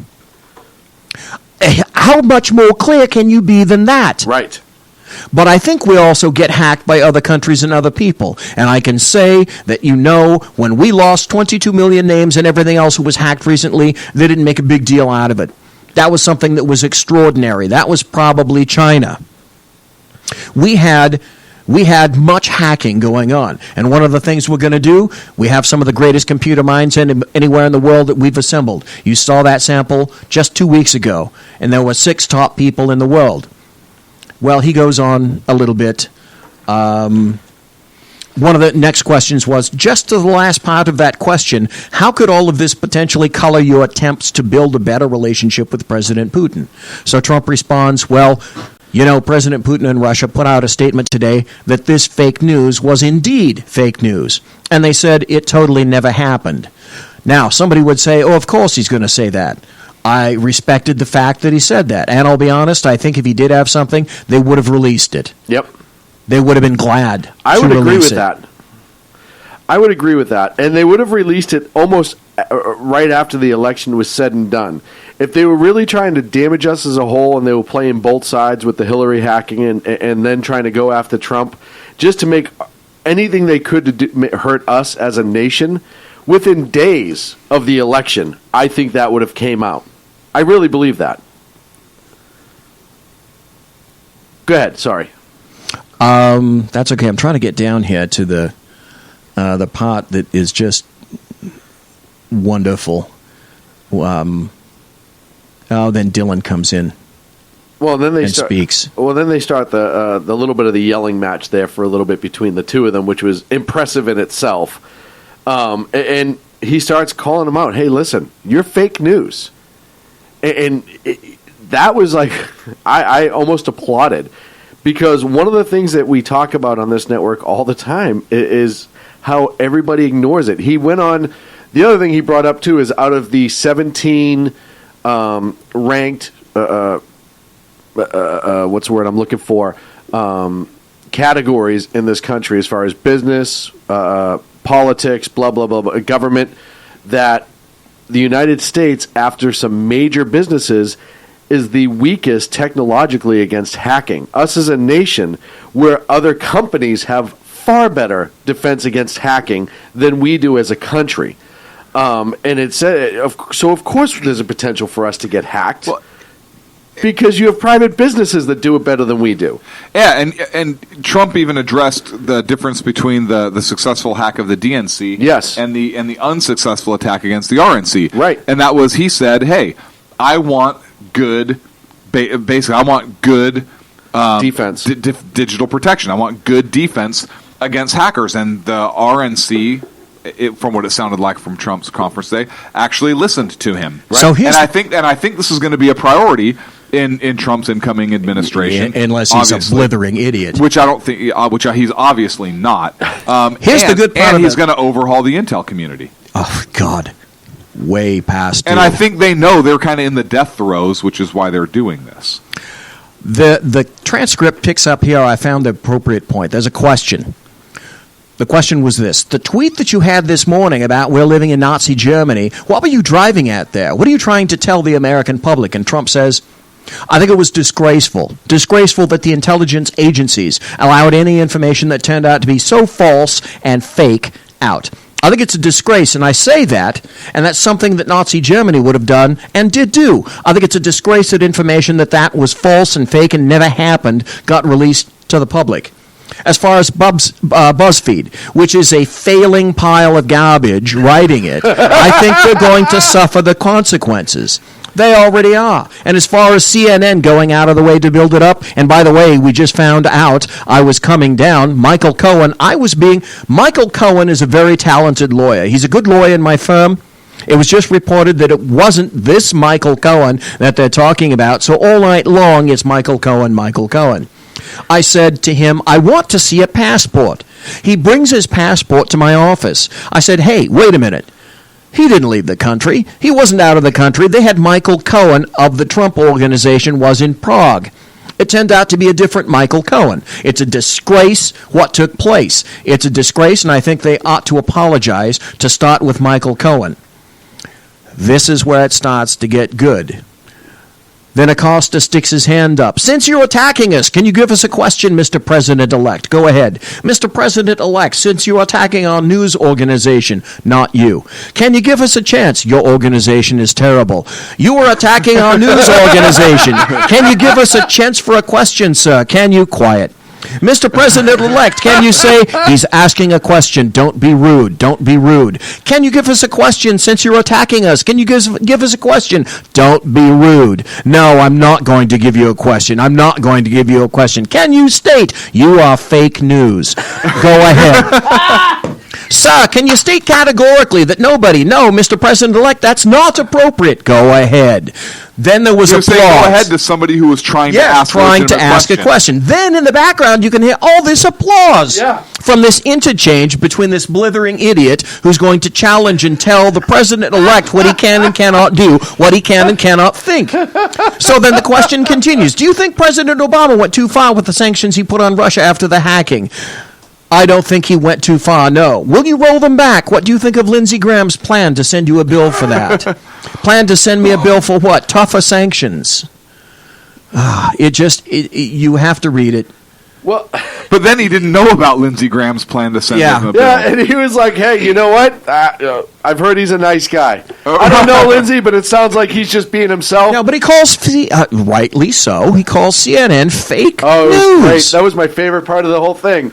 Well, that, and we go back to the leaks portion of it, because it started to play out shortly there afterwards, where he's talking about, hey, everyone was talking about when I'm having my intel meetings, when I'm not, all Yes. these other things. So I didn't tell anybody on my staff.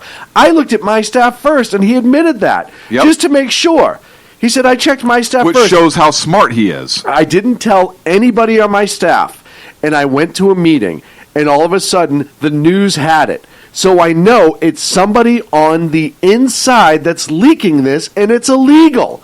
So when he goes after intelligence, and he goes after the intelligence community... And I think he's going to. He's got good points. Absolutely. People, this is destructive to our intelligence. No, when you're leaking things that you shouldn't, that's destructive. When you're talking about it as the next potential president saying this needs to be fixed, it's a problem.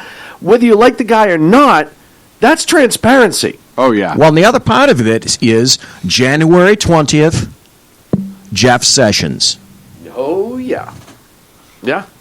So here's one thing Democrats, I'm asking you to do something. Because I don't know if we legally can ask them to do that. It would be epic. Look, this must be different. Do you remember what the British played when they surrendered at Yorktown? They played The World Turned Upside Down. Democrats, I want you to play The World Turned Upside Down at the Trump inauguration. One, that would show me that you have a sense of humor and are not in dire need of an enema. Number two... Well, they are. Yeah, number two would show that you have some understanding of our history. Yes, but that's not true. That's not true. That's why they're not going to. Well, and you know what's funny is you talk about Democrats in this situation. Jersey Joe brought up a great point this morning. It's funny how in the last month, all of a sudden, the Democrats are using words like patriotism, Constitution, all these other things, and the arguments that they're trying to form. Where 4 months ago, those of us that were talking about it were extremists and potential terrorists for even using the words. Oh yeah, well the Democrats have been nothing but obstructionists. I mean, you already talked about what we did at what they're doing at the confirmation hearings and so forth. But Sheila Jackson Lee, our favorite representative, tried saying that. She's not going to ratify the results of the Electoral College because she believed voter suppression might have invalidated the election. Yes, and then Joe Biden's most favorite comments. The entire election. Joe. Yeah. Did he say, fuck it, I'll sign this, let's go grab a drink, toots. Lighten up, honey. See you in 4 years. Lighten up, sweetheart. It's about to be pants off time for Uncle the Joe. Democrats, they tried to block the repeal of Obamacare, so they had that all-night talkathon on the floor. Right. It's illegal. Under the Senate rules, that's illegal. And they've said they're going to do it again. Yep. Schumer says he's going to fight, quote, tooth and nail to block the Supreme Court nominee from Trump. He doesn't even know who the frickin' nominee is. No, it doesn't matter. It doesn't matter. It doesn't matter. Right, but it just shows that they are obstruction. And it's going to be interesting to see if the Republicans pull the nuclear option like the Dems did. Well, the Republicans are already showing me that they're like protozoa. They're protozoa. Eunuchs. They are absolutely invertebrate. They're He is a eunuch. He is dead. They're like flatworms. They have no jig is up. spines. Hang on. Sorry. Rubio has proven that. Time and again. Yes. Sorry, Now, history Lindsay, of the world. Sorry, Lindsey history of Graham the has world. proven It that kind of again. fits because we're making history right now in a new world. Well, see what I did there? And John McCain. So Is a eunuch. if we think that we're going to get everybody to coalesce around this stuff, all three of those people are clearly stating to Eunuchs. me they're not going to coalesce No, they around will not. any of that. Well, and also, BZ, this kind of dovetails nicely. We brought up the movie reference into Hollywood. Because now, with the election, with the inauguration coming, first of all, there's huge reports that there will be they're so afraid of protests because there's been so many threats of protests at the inauguration that the security for it is actually much greater than it's ever been. It looks like, and they're expecting over 1.8 million people in D.C. at the time for the inauguration. It should be record-setting. So. Now you have the leftists who are vowing direct action during the inauguration, and then Hollywood, who from the day after the inauguration alleges that they're going to strike. Good. All the leftist elitist lunatics in Hollywood. Good. Hey, we already have our couple millions of dollars, so we're not going to perform like the trained monkeys that we are. Right. We're going to sit home and not make movies. Good. Okay. Good. From yournewswire.com, celebrities call for total Hollywood strike until Good. Trump resigns. Yes. A group of liberal Hollywood celebrities are threatening a massive all-around Hollywood strike unless Donald Trump resigns. Good. I have Netflix. I have a couple of stream different picks. things. Hey, California, you Good luck bunch with your of economy. friggin' geniuses. Guess what's going to happen to your economy if this pisses the tank? I'm just saying. Oh, yeah. I'm just saying. All that black tape that Governor Jerry Brown said, we balanced our budget through all that bullshit that they did this year. Gone. It will be gone. And here's the other thing. These friggin' idiots are so goddamn greedy. We all know they're not going to stop making movies. It's not going to happen. You know what? Like Vince Vaughn and Clint Eastwood could make a movie together. I'll watch it. Bruce Willis, James Woods. Yeah. We get some other people. Scott Baio. Scott needs to come back anyhow. Chachi. Make a freaking Happy Days movie. Have him produce the movie. He can be in charge. If that pissed you off, then the rest of the article will also light your fire, so to speak, describing Hollywood as the base of the entire modern American culture. The group also claims to be speaking on behalf of all of humanity. Oh, my God. They said, it's about time people understand it, that we're the ones with the power, and that the president is there to serve us, not the other way around. That's funny when we. To which I say, that's funny when we said that we were a bunch of extremists and racists. So you know what, leftists, keep at least one promise. You said you were going to go to Canada and you didn't. Get the hell out. And now you say you're going to go on strike. So for Christ's sake, at least keep one of your promises. Go please. on strike. I do want to talk about U.S. concealed carry.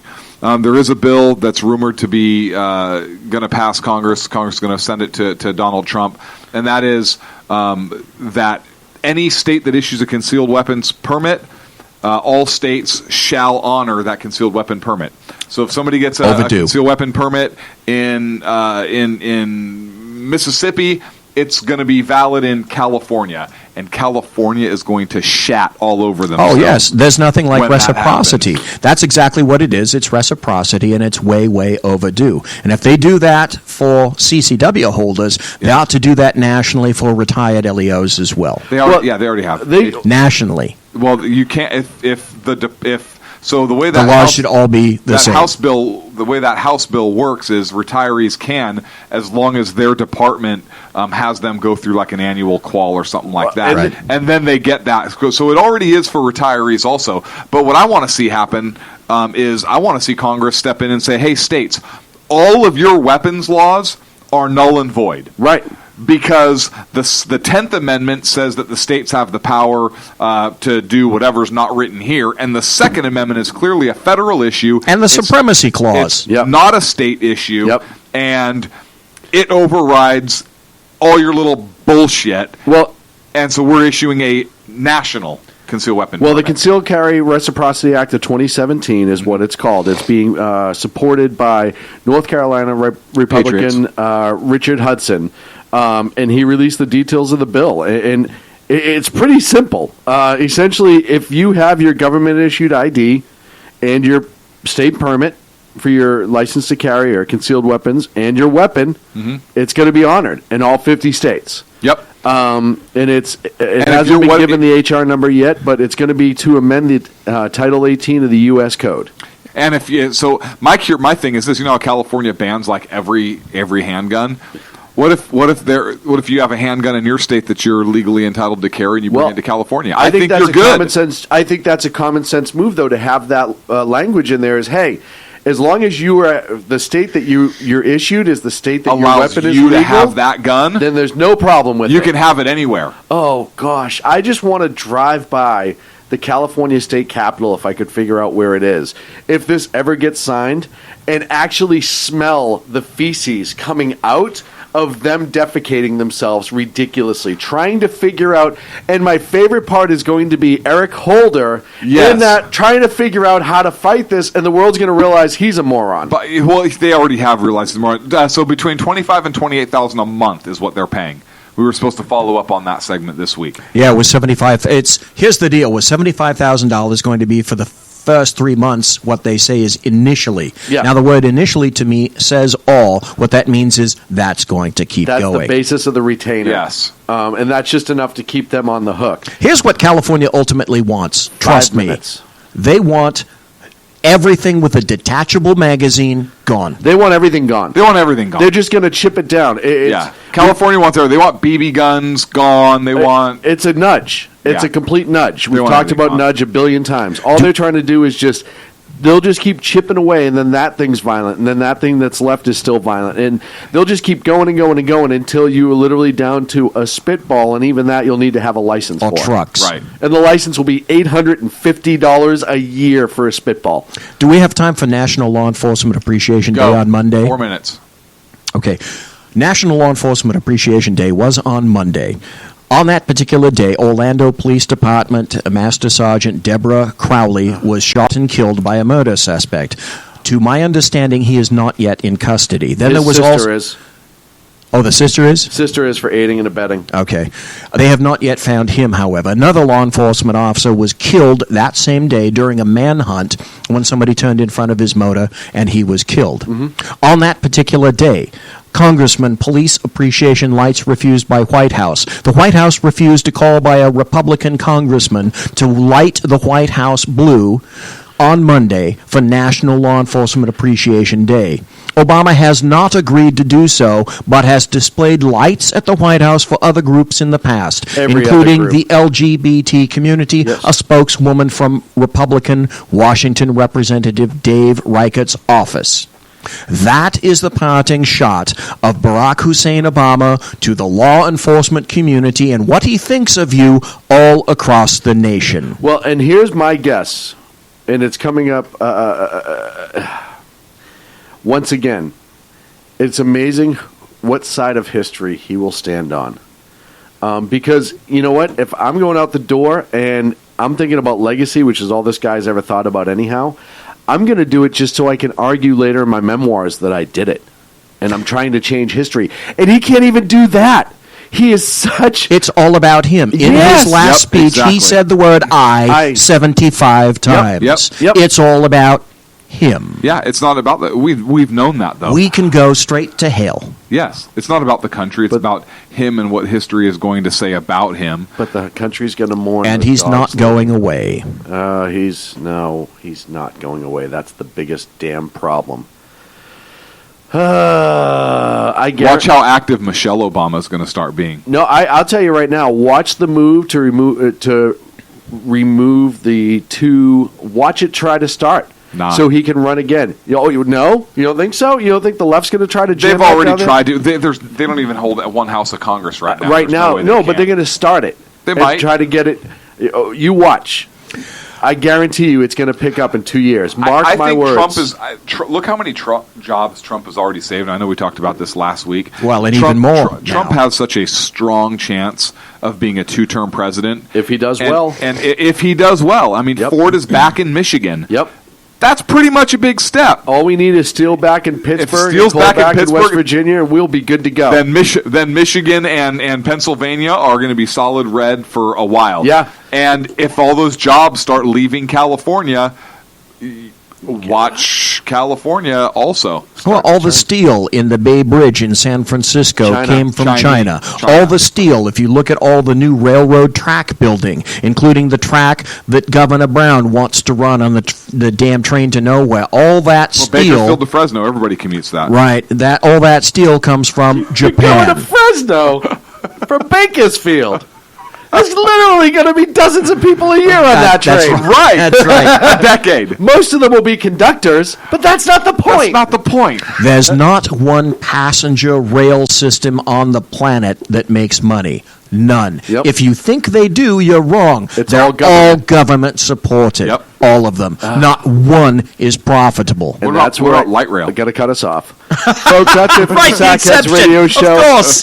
That's it for the Sackheads Radio Show, the 11th This was a great show. of January 2017. Thank you so much for joining us.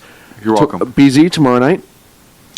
I still have to go up the damn hill. Okay, so maybe next Tuesday. I'm hoping for next Tuesday. We will I be think back tomorrow's next gone. Wednesday, hella high water. Yeah. Right here on the Sackheads Radio Show, live Dang, on the this was SHR a good Media show. Network. Make sure you check out all of our social media and all of our broadcast partners, including the Exceptional Conservative Network and High Plains Pundit. Thank you so much for spending time with us. Now, get the hell out of here. We'll see you next week. We love you. Yes. Oh, yeah, that too. We love you. I love you. Ladies and gentlemen, this is your captain speaking. Welcome aboard Trump Flight 1600 with nonstop service to Canada. We'd like to welcome all our celebrity defectors, and we'll get you out of America just as soon as the tower clears us for takeoff. Once we reach our cruising altitude, flight attendants will pass through the cabin, collecting your U.S. citizenship renouncement forms and serving complimentary beverages and disposable crying towels. Once we reach the drop zone, you'll be guided to the exit ramp at the rear of the plane, where you'll take a crash course on parachute folding and be jettisoned shortly thereafter. We'd like to thank you for choosing Trump Airlines and hope you have a soft landing. Bye-bye. The best late-night conservative talk show in America, Sackheads Radio. And listen, there are no people better on the air to give you the best in conservative talk than Sackhead Shaun and Sackhead Clint. And we're working on the immigration papers for a certain other guy who happens to work here too.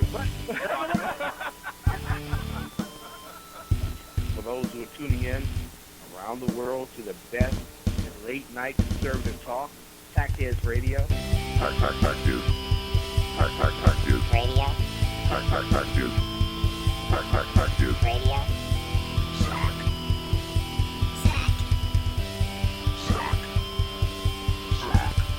The best late-night conservative talk show in America. In America. In America. And in this web was a large, I'm pretty sure it was the biggest spider I've ever seen.